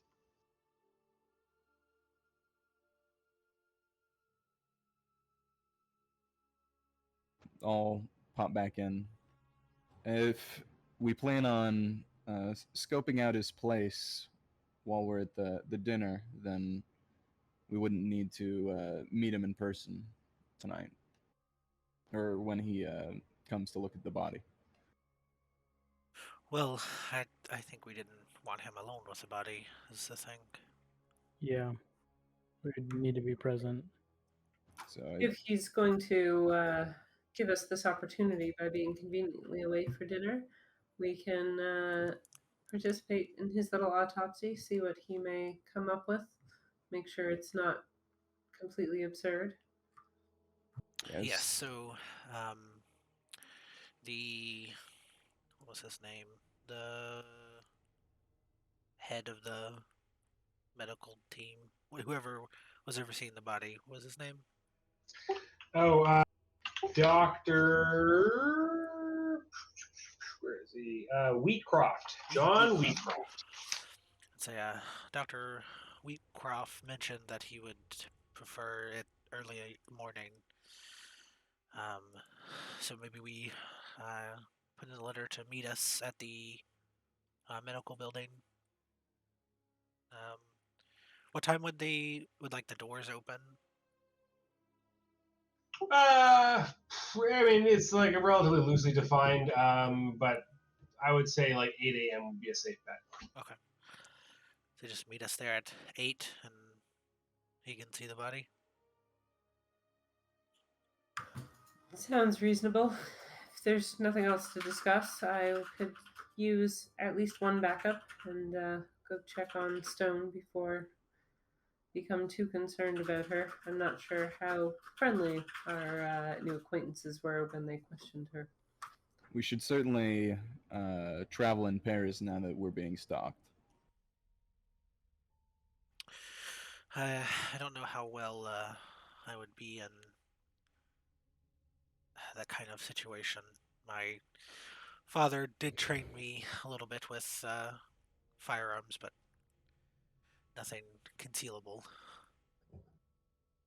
Mr. Watts or Mr. Wright, would you want to assist? I might go ahead and drop this telegram off so that it can be sure to make it to Abner tonight. That way we could see him in the morning. Well, Mr. Brady, I'm not quite the fast talker you are, and I'm not quite as investigative as Mr. Wright is, so perhaps one of you two would be better suited to assist Nora.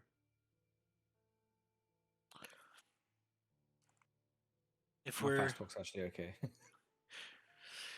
if we're not wanting to split up solo, it could be the three of you pointing towards Brady, Baker, and Wright head off to there, and then me and Watts could see this telegram sent. I need to send one myself too. What's the weather right now? It's good that you asked. The evening had previously been fairly clear and cool, but as the sun slowly descends, there are threatening storm clouds rolling in from the east. There'll be a storm brewing. I think we should perhaps maybe stick together more. So, I mean, so far when we've had these strange encounters, it's been during storms. I've deduced. So, to me, it looks like there's some pretty large storm clouds heading in our way. Maybe we need to bury this mirror for now. I don't know where else we can keep it. I'll hide it in the vehicle. We'll make this stop quick. We should regroup before too long, perhaps. I agree. Quick question, out of character. Did we find out that Mr. Wick was connected to these mobsters and to the organization that Leader owes to? I don't think we've connected it yet. Yeah, no, like so. Basically, as far as you know, Leader was a fence. He as much admitted to it. That he is a go-between between people who purchase valuable antiquities on the black market and people who want to sell valuable antiquities on the black market. That's what I thought. Okay. But we didn't connect this to Abner, right? Like, as far as we know, this was just objectively Mr. Leader being kind of shady, making counterfeits. This wasn't anything to do with Abner. We know for sure that Wick was his fence. Yes, and Abner knew about the documents and was very interested in them, had wanted to buy them himself, was outbid by other unnamed third parties who were much more interested than he and had more money to spend. So there was something of a bidding war around access to the documents that had come into Leader's hands. But beyond that, he flat out refused to tell you who specifically had been bidding so much for the access to his documents. But so we can connect the two thugs to Abner. The reason why I bring that up was Nora said something about Leader making stuff and shouldn't be owing them, and they didn't seem surprised by that. No, so basically the thugs pretty much were hell bent on like loosely speaking, they at the moment do not believe that Leader is dead, or at least are unsure that Leader is actually dead, and they are looking for the money that Leader owes them. Yeah, this was like gambling debt related, I think. That's what I was going to say was, what doesn't make sense is these thugs seem to think Leader's alive, and if these thugs are connected to Wick, Wick knows Leader's dead. So why would they still be coming after him? Possibly we went through out-of-towners. We have the documents when we went through his house that showed that he was in a lot of gambling debt. So we definitely confirmed he owes money. The only reason I was bringing up a connection between Wick and the people he owes money to is just because of that exchange. So it's I guess it's not confirmed either way yet. Yeah. Do we have any names from that? From The documents about his gambling debts. Like the name of an establishment where he placed the debts. Sure. Back? So Like, there would be some. There would have been like yes, you did find like I believe like a chip or something like that, like an actual casino chip for like a specific casino in Atlantic City. There was also, I believe, Lucy Stone mentioned that he had taken her to Atlantic City.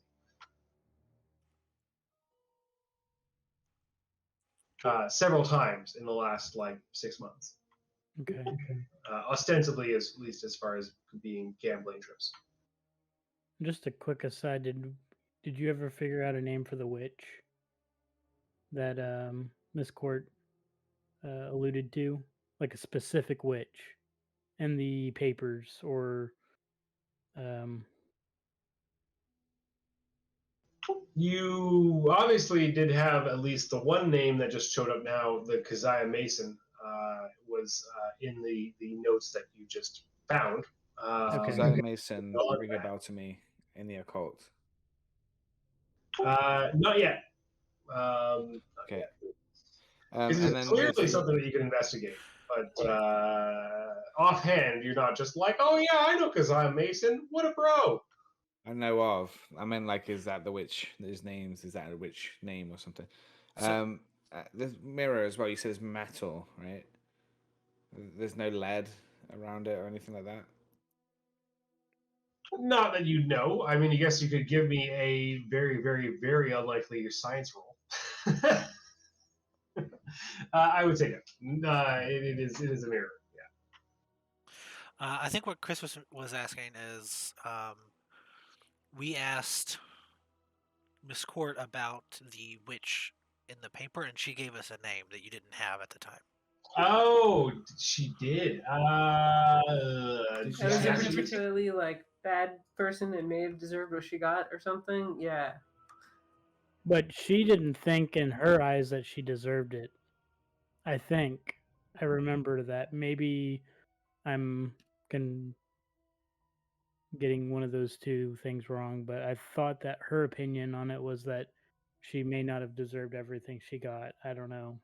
So I thought it was more along the lines of maybe she was actually a witch and they were kind of right, was the impression that I got. But okay. Yeah, there were two different comments I think you're thinking about. She did make one comment about the general Salem witch trials, saying about how many people, women in particular, went to their deaths wrongfully. Yeah. Then there was other discussion about the papers more specifically, which was, I guess, more ambiguous would be the main takeaway around the particular like specific Hobhouse papers and what they describe and what they involved.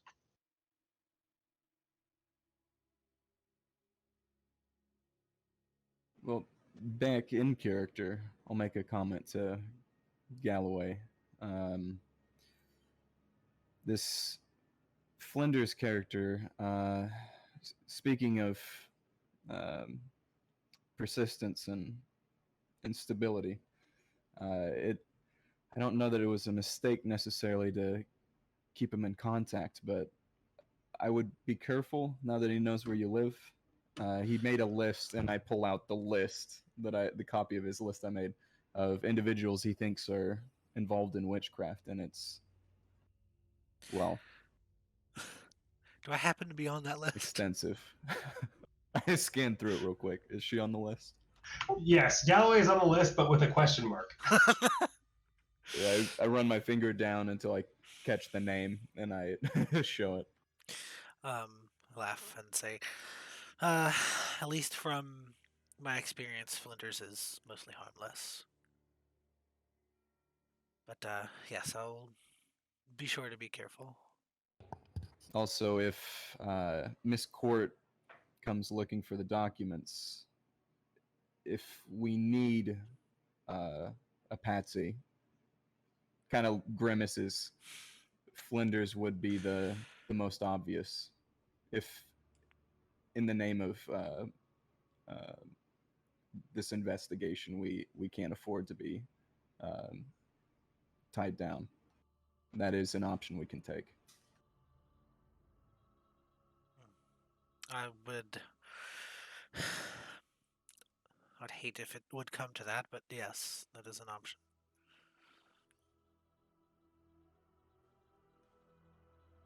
So I guess if two of you are going off to Hibbs Roadhouse, what are the rest of you doing?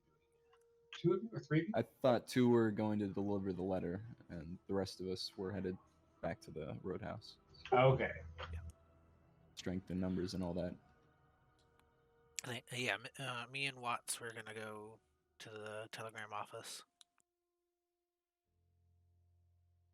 And just warning people, keep your wits about you. The weather is turning. Being a resident Nora here, checks her gun for the 3rd time. is this kind of weather pretty unusual for Arkham? Well, there's nothing Yes, forecasted in the newspaper. Yeah, the newspaper did not predict any particular inclement weather. Obviously, weather reporting at this time period is a bit haphazard at best. So it's not terribly unusual that it would be wrong. I But mean, more the along the fact lines of having lived there for like a decade. yes, along the lines of having been there for a long time, I was going to say that yes, like the fact that you've had such a regular degree of strange like storms rolling in the night in the last few weeks has been particularly unusual. And they We have also been. need to. Sorry, they have been mostly coming or exclusively coming at night. Yes. We also need to send a note to the dean, giving him an update. I wouldn't leave something like that to Yes, I to think. chance. We should probably inform him in person of our findings. Would he still be in his office at this time? You could check. He may well be. He certainly is a busy man who has a lot of work to do. So you could drop off your telegram and head over to the university to see if he's still in his office. I'm gonna suggest that, Mr. Watts, we could stop by his office, see if he's there, and give him a quick update. Sure. Just so we're clear, what are we sharing and what are we not sharing? I wouldn't tell him about strange beings trying to force their way into our world if I were you. I could see that wouldn't be information. Perhaps leave out putting holes in the university walls and breaking and entering into any, places we may decide to enter. For the most part, I think keep it to the facts. We have not yet found the documents. It seems that perhaps Leader's gambling debts have caught up with him. That seems a distraction. Fallon's concern is with the safety of the university, and the death of Leader. So the documents are of utmost importance for the reputation, and also whatever damages to the reputation of the university Leader's indiscretions may have caused. So his gambling, his debt, we haven't determined the extent of the forgeries, but we will have to discuss those with Fallon at some point.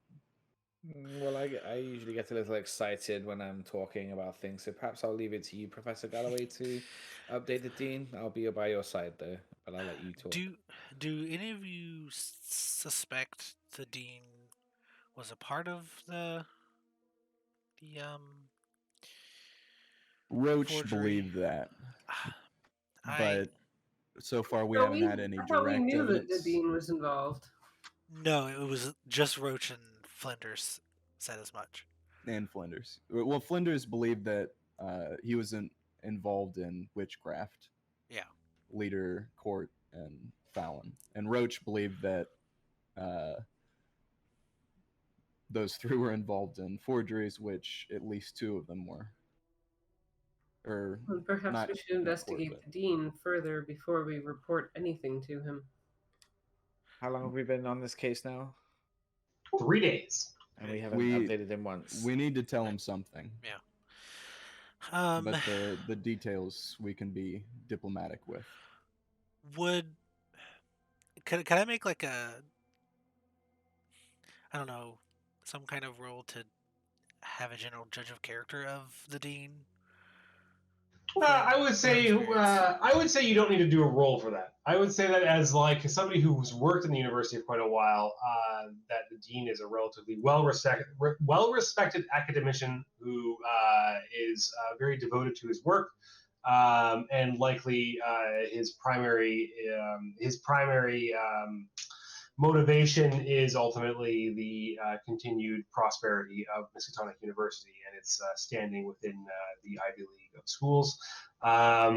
Basically, it would not be impossible that you have misjudged him, considering that you are a relatively shrewd and logical person, that you would not be like completely like, absolutely not, I know him super well. Like, you don't know him super well, but you have no reason to expect that, to suspect that he is particularly devious or involved in things beyond what you expect. Like, it does seem like a fairly incredulous thing to say that he is in on either the forgeries or some kind of crazy witchcrafty doings. I would say from the time that I've known him and worked with him, he would have to be putting on quite an act to do his job and be involved in such acts. I mean, uh, he seemed to be very competent in his job, and certainly always looking out for the university at my time study there. But as a in my as my time in journalism, I've seen people fall from high graces. It would be best for us to leave nothing to chance. why would he hire the best people around to investigate this if he was involved? He wants those documents back, at the very least. It would be ruinous to the university if it was known to be a place that could not be trusted to hold documents such as that. Perhaps we're taking the wrong track. We need to stop chasing the leader and chase the documents. Possibly. Also, with your visit with Mrs. Stone, if those goons that are after the money haven't put two and two together that we've taken what was there, I did notice when we were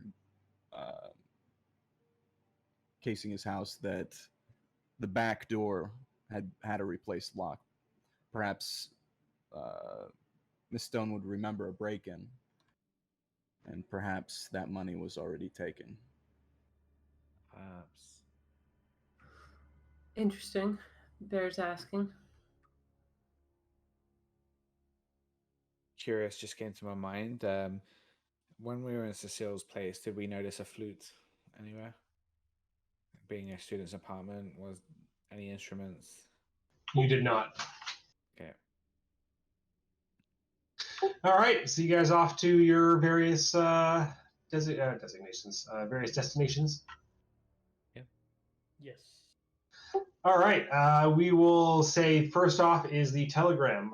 Is there any specific information you want to put in the telegram, or you're just generally saying, Abnerwick, you can see the body at 7 a.m. tomorrow, 8 a.m. tomorrow, and various details? I would want to make sure we put meet us at 8 at the medical building. All right. And I will send a telegram to my contact since I'm here. Sure. What are you telling your contact?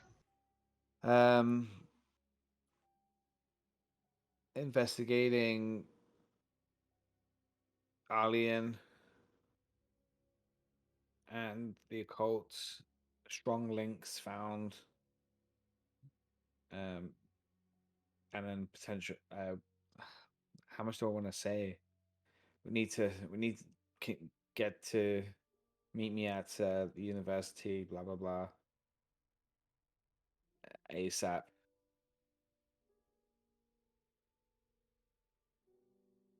Or with this contact, would I've had discussions with him in specific, or them in specifics to Alien and the occult links, and that I could just say something more vague in the lines of, as per our previous in-depth discussions, I have come across something that is DEFCON 5 and needs immediate assistance or needs your attention.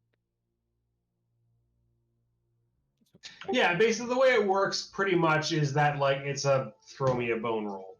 If you make the roll, somebody who knows something that's useful will show up and tell you about it, or you can find them or whatever. So yes, that's fine. Like basically, as long as you give me some direction as to what you're trying to find out, he will show up, or she, and give you some kind of useful insights. Great. That's it. All right, right, Brady and Baker, you are on your way over to good old Hibbs Roadhouse. You hop in your car, I assume, and into the Baker mobile. Yes.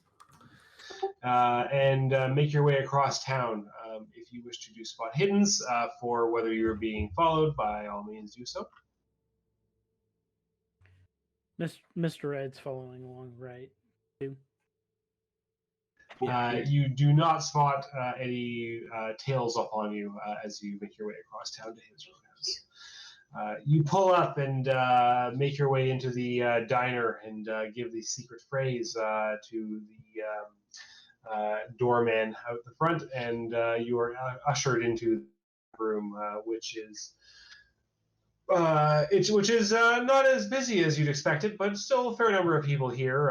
You hear the sound of rain as it starts splattering against the tin roof above you, as the storm has now fully rolled in, and it is getting on into the evening, about 7:30, 8 o'clock. I'll look around for Lucy.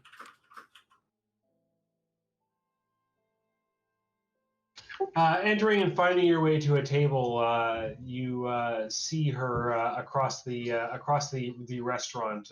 She appears to be trying not to pay attention to you, and is serving drinks upon the far end.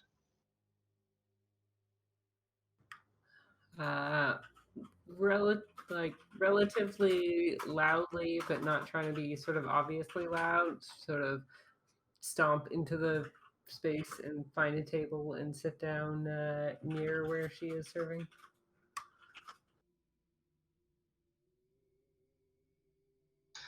Soon enough, she has to approach and comes over and says,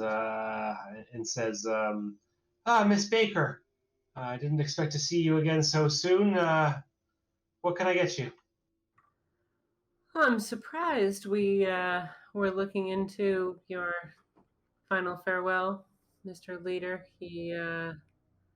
We have managed to arrange a time for you in the morning. If you can make it there before 8 o'clock, we can get you in before the autopsy begins. All of you sitting there, give me spot hidden rolls.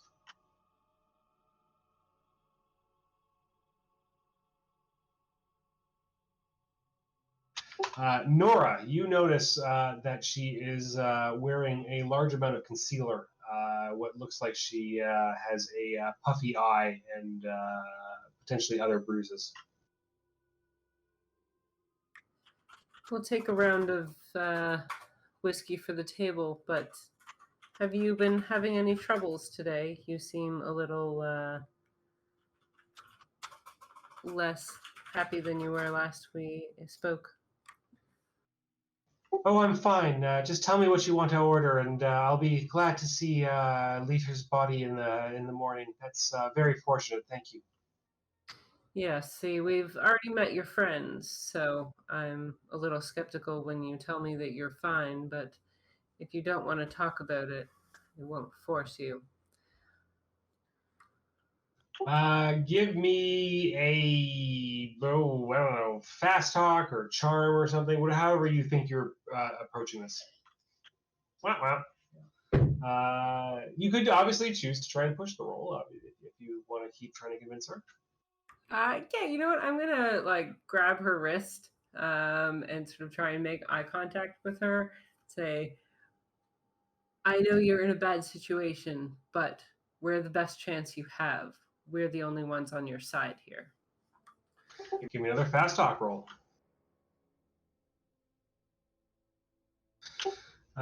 She sighs and sits down at the table and looks at you, tears welling up in her eyes.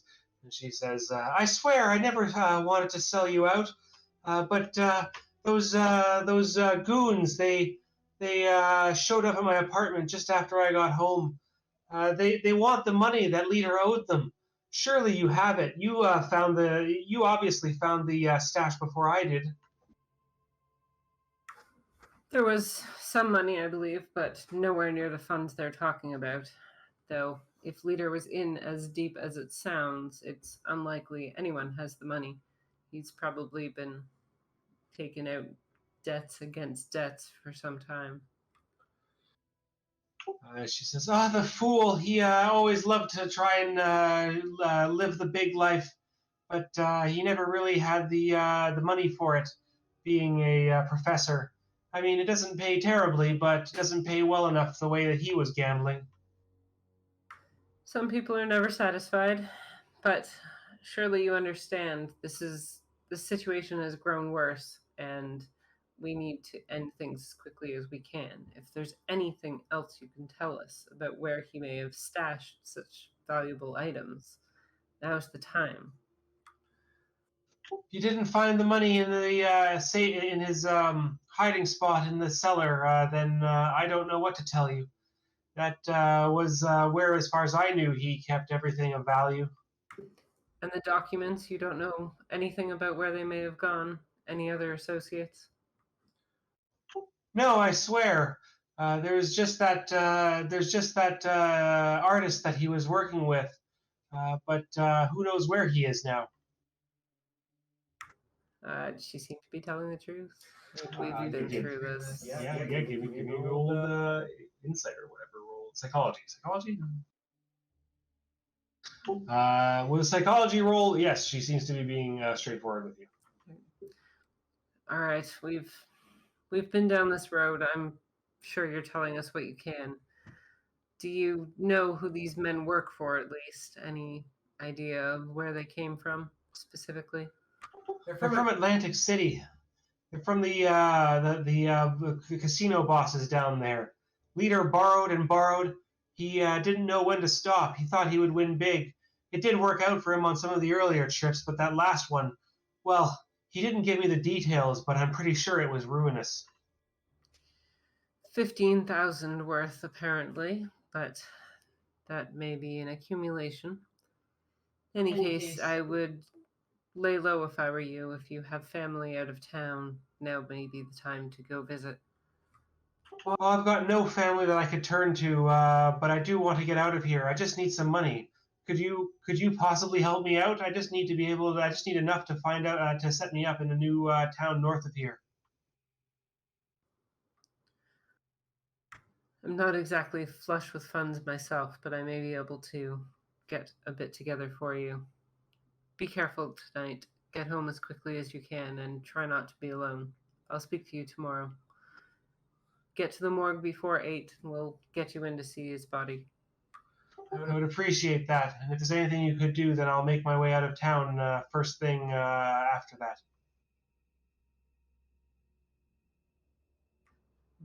Give her a nod and I guess just let her get back to her thing. Well, are you gonna order something? Have a round of whiskey and then we'll get out of your hair. Do pay attention to what I've said now. You stay safe. She nods and heads back towards the bar, fetching your drinks and coming back over. Presumably, you want to follow up on your connection, but before we do that, let's swap back over and say we will go to Galloway and Watts. You are going to speak to the dean. Yep. I'm going to follow Professor Galloway. So just to clarify, we don't want to tell him about the forgeries. Should we tell him that we suspect Court is in on it in some fashion? I think we should say we have a few leads that we're still following up on, but everything is too early for us to make any clear accusations. Okay. Maybe we should like drop a few little tidbits of like, I don't know, mention Wick and see how he responds, like stuff like that. Yeah. Bring up Cecil Hunter and see if he has any kind of reaction or comment. Definitely bring up the gambling. Okay. We do want to give some information just so he knows we're not just doing nothing. Yeah, we can just say that we've been led to the asylum, met Cecile, and the not doing too well, that kid. Okay. Like we know he gambled, specifically Atlantic City, a certain spot. Know he owes a lot of money. So people desperate for funds, it at least implies a lead that we're following up on. Okay. Well, you do find Fallon is in his office, working late. Knock on the door. He beckons you to enter. You find him looking weary-eyed, looking over a series of different papers, and he says, I'm glad to see you. Do you have news of the investigation? Have you tracked down the papers yet? Well, we came by to give you an update on our investigation so far. We haven't got a silent lead just yet, but we've got some leads. We found some information, particularly in his home, that Mr. Leader was in quite a bit of debt from gambling. Also, there was a one Cecil Hunter who was working with him in some fashion, but is currently at the asylum. We were Boy, not doing too well at all. Yeah, we were able to speak with him, but he wasn't able to give us much information. He also seemed to have some association with a Mr. Abner Wick, who owns a antique store in town. And we are still following up on some of these leads as well. Just wanted to let you know that we're still looking into this, and hopefully we'll have this whole thing sorted out soon. He said, looks up and says, well, that is disturbing. I was hoping that you'd be able to wrap this up sooner, that there would be an easy answer to where this had gone and you'd retrieve the papers. You say a Wick was involved. I only know him as a respectable antiquarian here in town, but I suppose, given his demeanor, I'm not surprised to hear that he's involved in potentially moving some illicit goods. But I really never thought that Leader had found himself in so deep to be involved in such dealings. Tell me, oh shit, what was I? Have you heard of Albert Cobb being involved? He's been breathing down my neck about the status of the papers. Yeah, real quick, could I get a do a psychology roll. I want to. I want to kind of Sure. want to gauge his reaction to the names, and then like what he said about Wick as well. I'd also Sure. like to look around his office as well to see if there's any items that have come up that are just happens to be there. So give me a spot hit. This for the psychology roll. He's being straight with you. He seems obviously stressed out.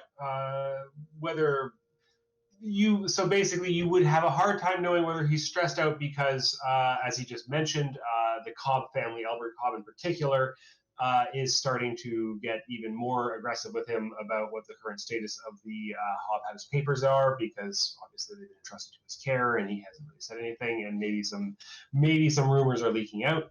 Or whether potentially, in terms of some of the things that you mentioned, have triggered him to be more stressed out than he might be.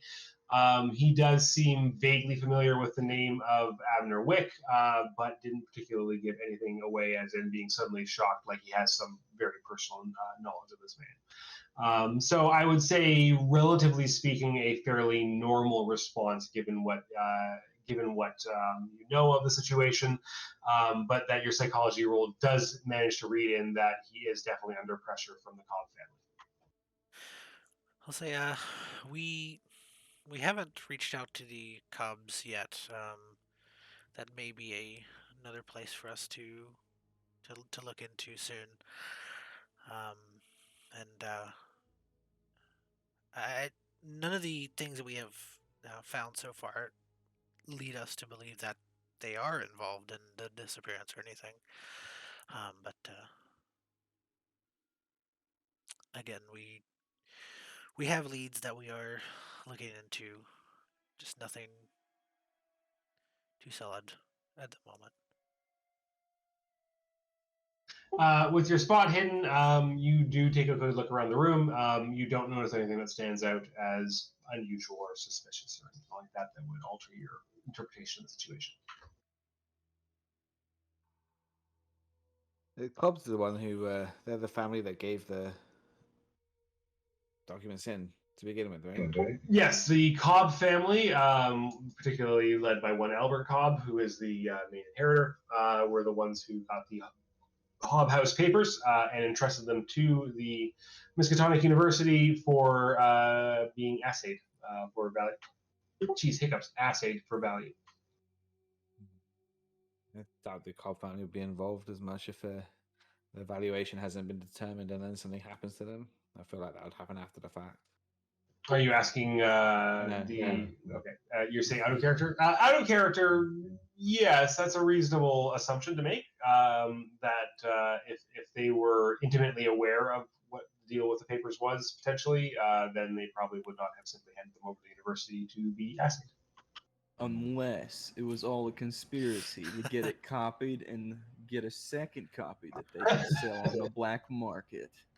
In it all along. But yes, yeah, that would be a leap. That's for sure.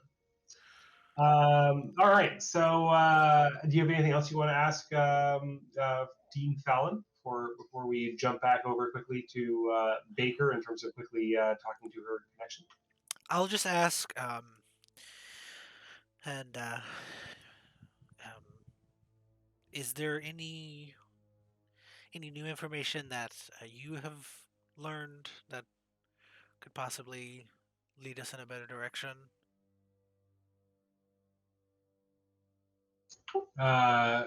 He looks up and clearly thinks for a moment and says, "It's like, well, I did see Amelia coming into the offices rather late in the day. It's unusual for her. She's usually so punctual with her work, but she only showed up on campus around lunch. I haven't seen her since."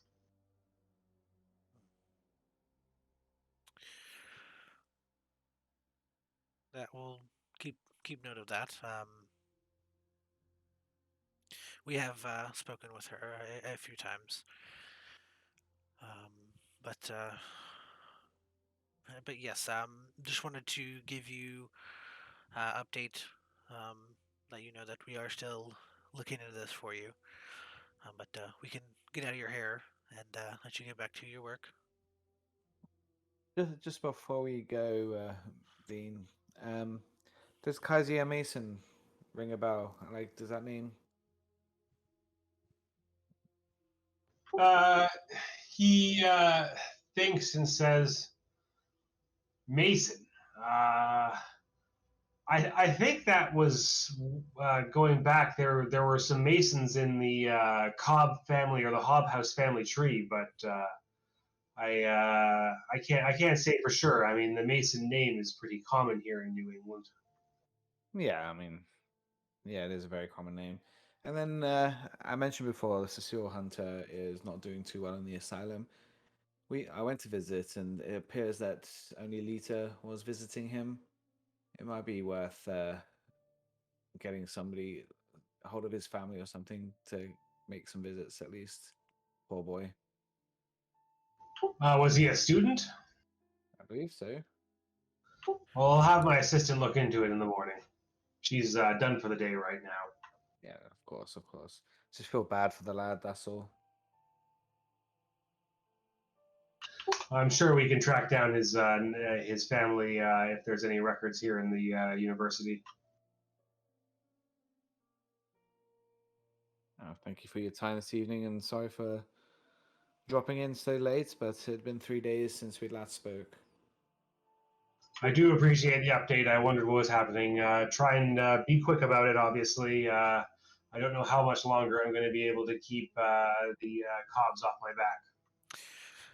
Yes, hopefully next time we speak, we either have the papers or have their location.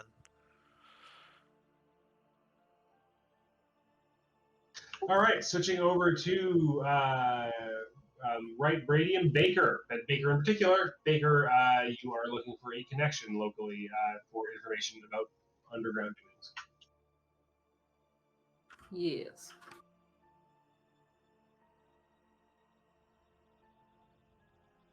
Also, these are kind of my stomping grounds. And schmooze with the patrons there and see if I could pick up anything. Yeah, for sure. All right, so Baker, you already did a roll. You are able to track down a fellow that you recognize sitting at the bar who is drinking on his own. He is somebody who is involved in various underground dealings. You're not really sure of his name. He goes by Spike, but you don't think that's his actual name.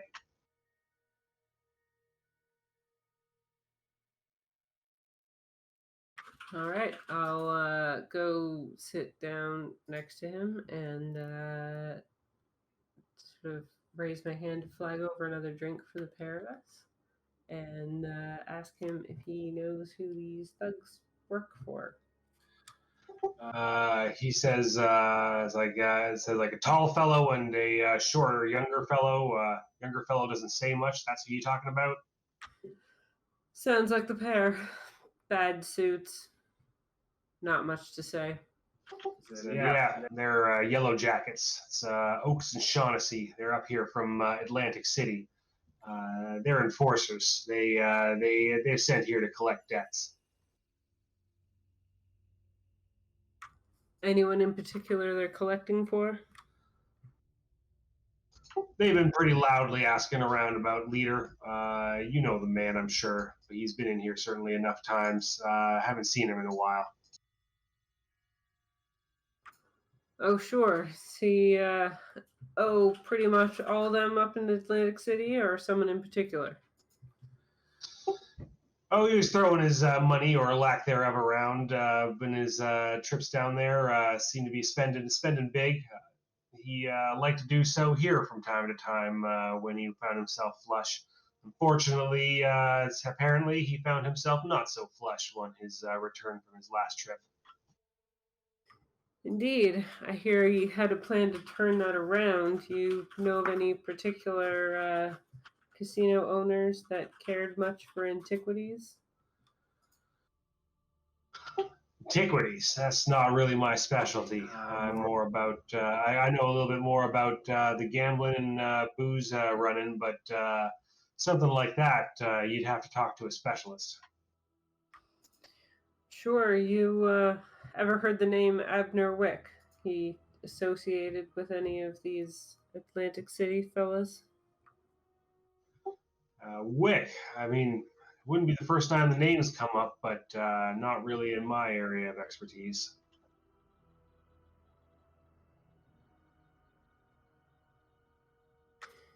Well, it seems he owed money and was hoping he could make it through selling some of these papers, but unless you know anything more about that, it's not going to help us at the moment.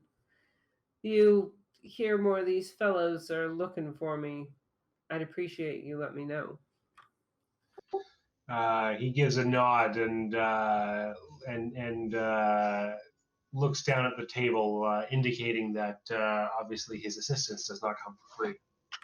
Yeah, I'll give him the standard whatever. Yeah. So within your regular, you'll basically surreptitiously hand over a small lump of cash, and he says, "Much obliged. I'll let you know if I hear anything."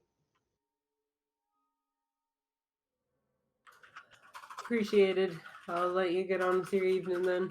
I'll take my drink back over to the table and relay the little bit that I learned. Yeah.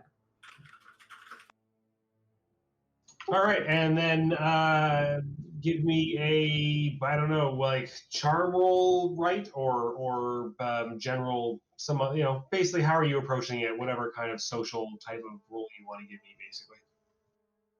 Okay. I mean, it'd be a little bit funny if you go around the bar intimidating people, but Oh. if you really want to. Yeah, probably just smooze a bit. Talk about, I don't know, a tired or a watch or something that stands out, and then start up a conversation, and then direct that towards kind of. I'm specifically looking for if Wick has any ties to Atlantic City, or specifically the Yellow Jackets. So I guess bring up gambling, maybe say that they look lucky or something like that.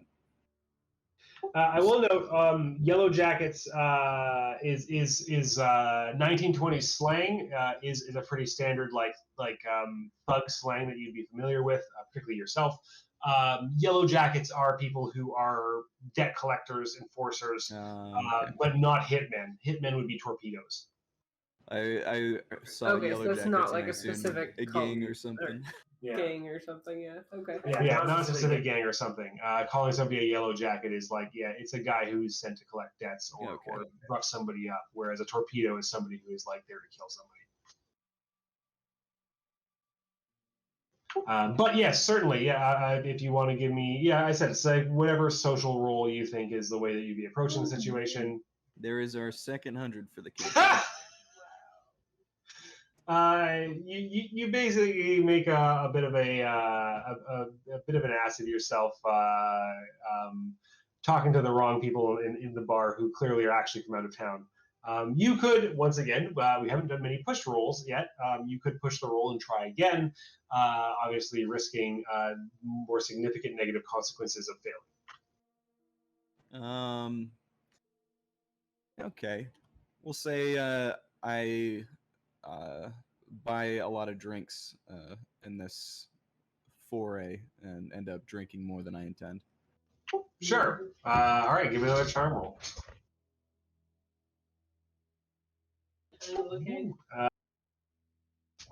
Very good.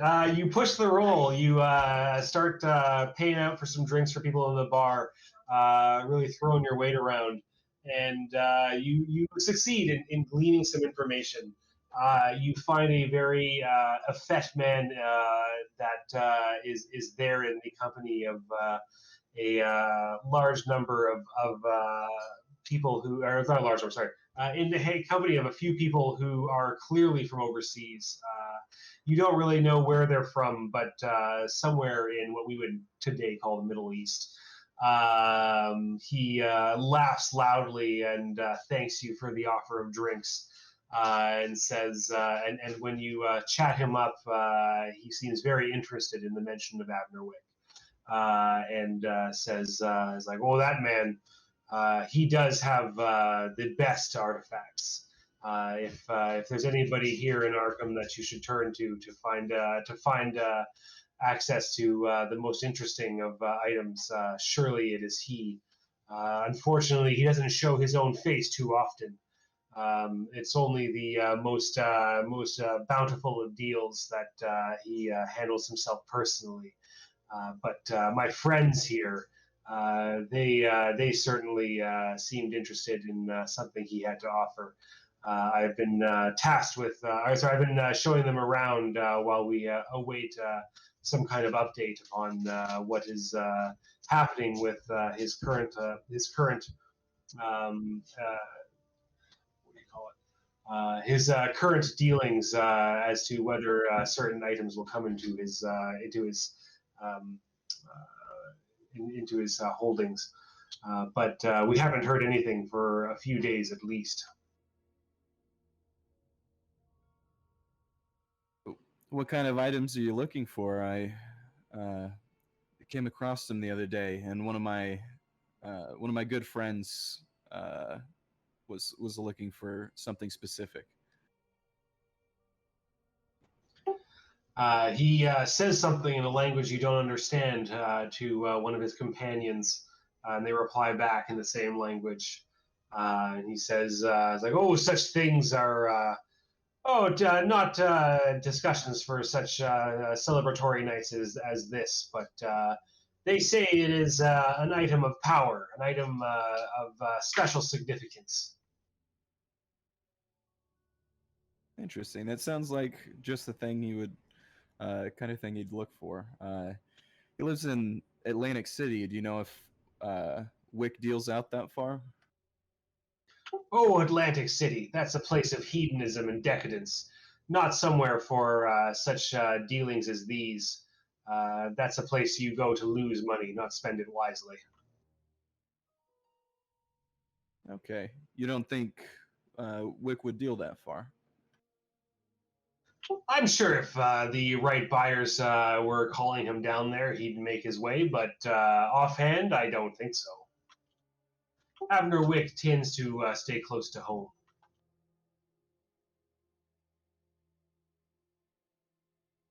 You are right about the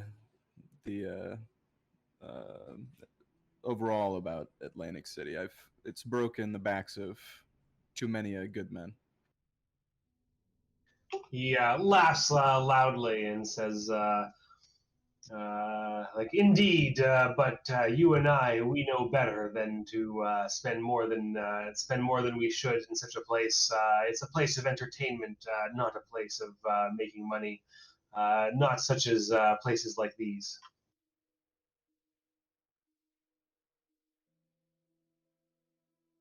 Okay. Huh. Well. A little different direction than I was shooting for, but very useful. Um,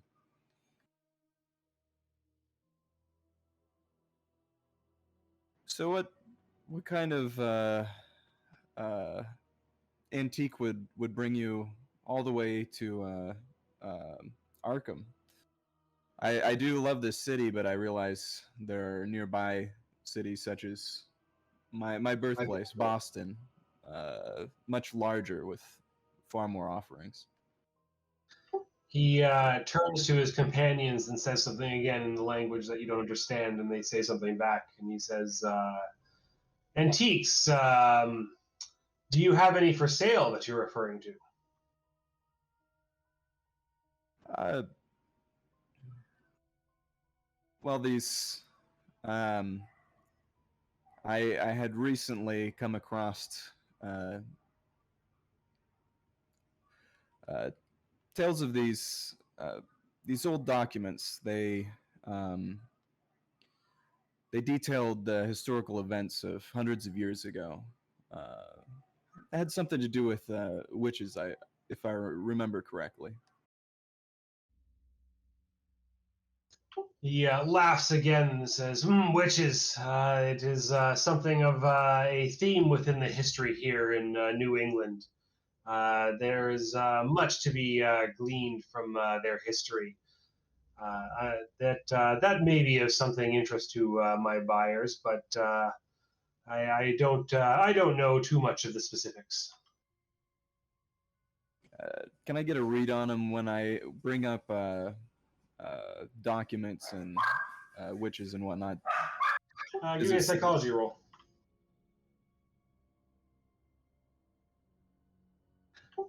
He seems to have potentially some idea of what you're talking about, more than what he's saying, but he's not being like clearly super evasive.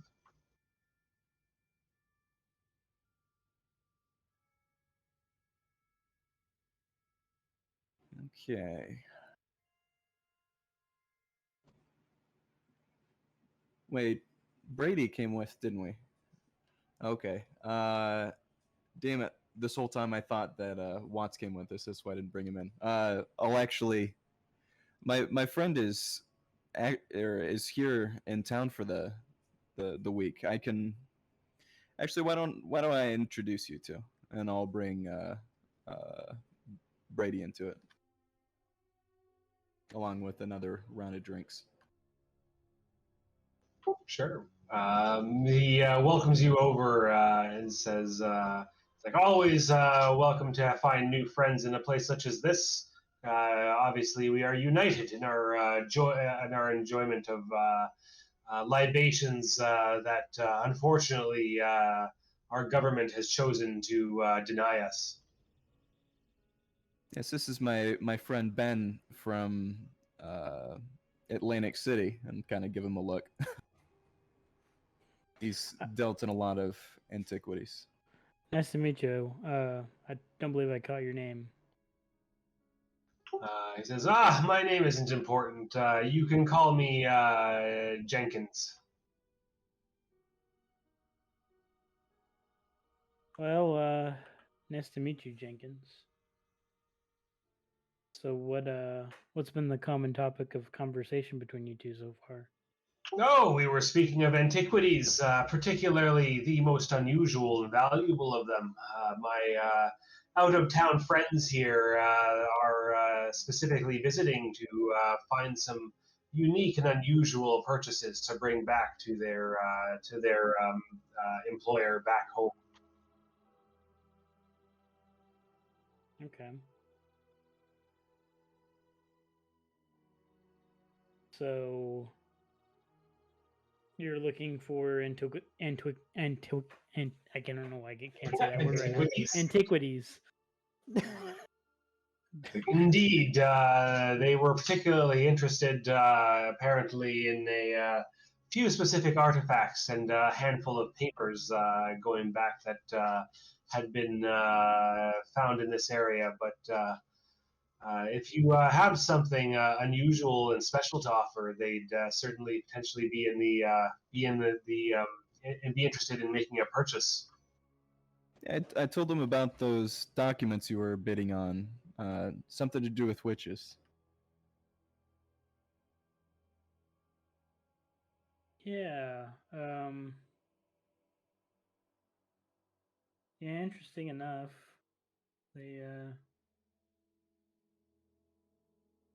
They seem to be missing. Missing, you say? The what documents are these? I feigned surprise. You didn't tell me they were missing. Yeah, they're very occult in nature. The details are a bit confidential at the moment, but all I can say is they're seemingly sought after, and we're just needing to be careful with them. Would those kinds of things be things you're interested in?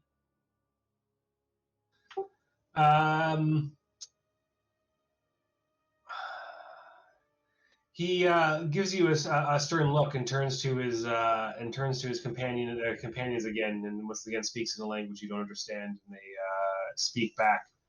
And he says, he looks at you appraisingly and says, "It's like, well, if these are the documents that recently found their way into the hands of Miskatonic University, then you should speak with me if you happen to know where they might be found. My companions here can be very generous," and he nods to them. One of them pulls out a small black pouch from his robe and opens up the slip and pours into his hand a handful of diamonds, ranging in size from small to relatively large. And then pours them back into the pouch and puts them away again into his shirt. So that kind of important to you. Okay. Yeah. So out of character, I guess I don't know how much I should be talking about, or like. Well, I alluded that you were bidding for them, and you were from Atlantic City, so you would be a fellow, almost like a competitor, trying to buy these documents. Yes, and so their reaction was basically to say that, like, hey, if you manage to be like the person who scores these papers, they are willing to pay a premium, probably over what you would likely be paying, considering that they have access to wealth likely beyond your means. Okay. So I guess in character, how would you or your associates know that Miskatonic University came into the ownership of these documents? Give me a persuasion roll. I'm not. This is going to be lightning striking right here. He laughs and says, "Much in the same way that I'm sure you have learned about them. Where I can't imagine any of us came by such information by the most legitimate means." Well, do you have a way that we could contact you whenever this? It was Mr. Wick that you were dealing through, wasn't it, Ben?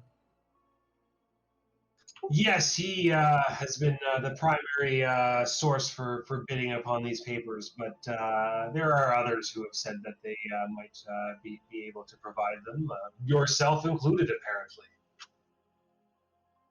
Nodding to Brady.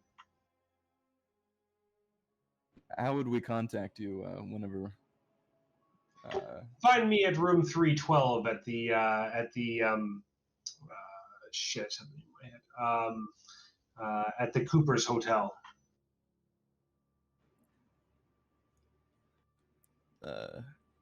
I look him over. A man of your means, you should have a card or something.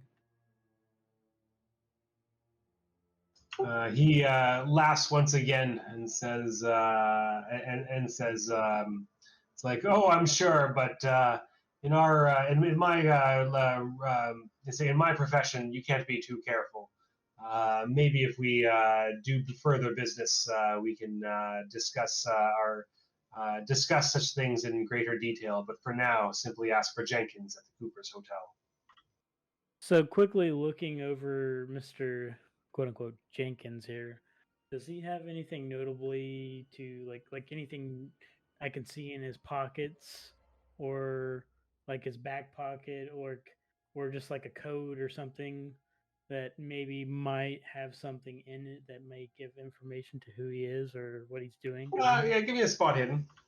Okay. What room did you say? Room 312 at the Cooper's Hotel. 212? 312.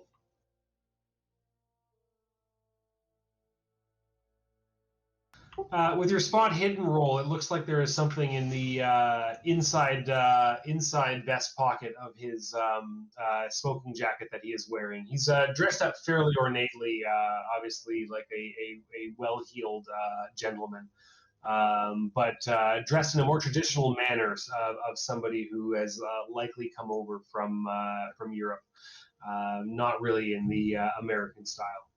You don't know what's in there. You would expect that there may be some kind of pocketbook or watch or something like that. You can just see that there is some kind of love in his jacket. And he's currently wearing the jacket, right? And he's currently wearing the jacket. Okay. Okay. Mr. Brady becoming a pickpocket. All right. Well, it's just after 11, and so we're going to cut very quickly back over to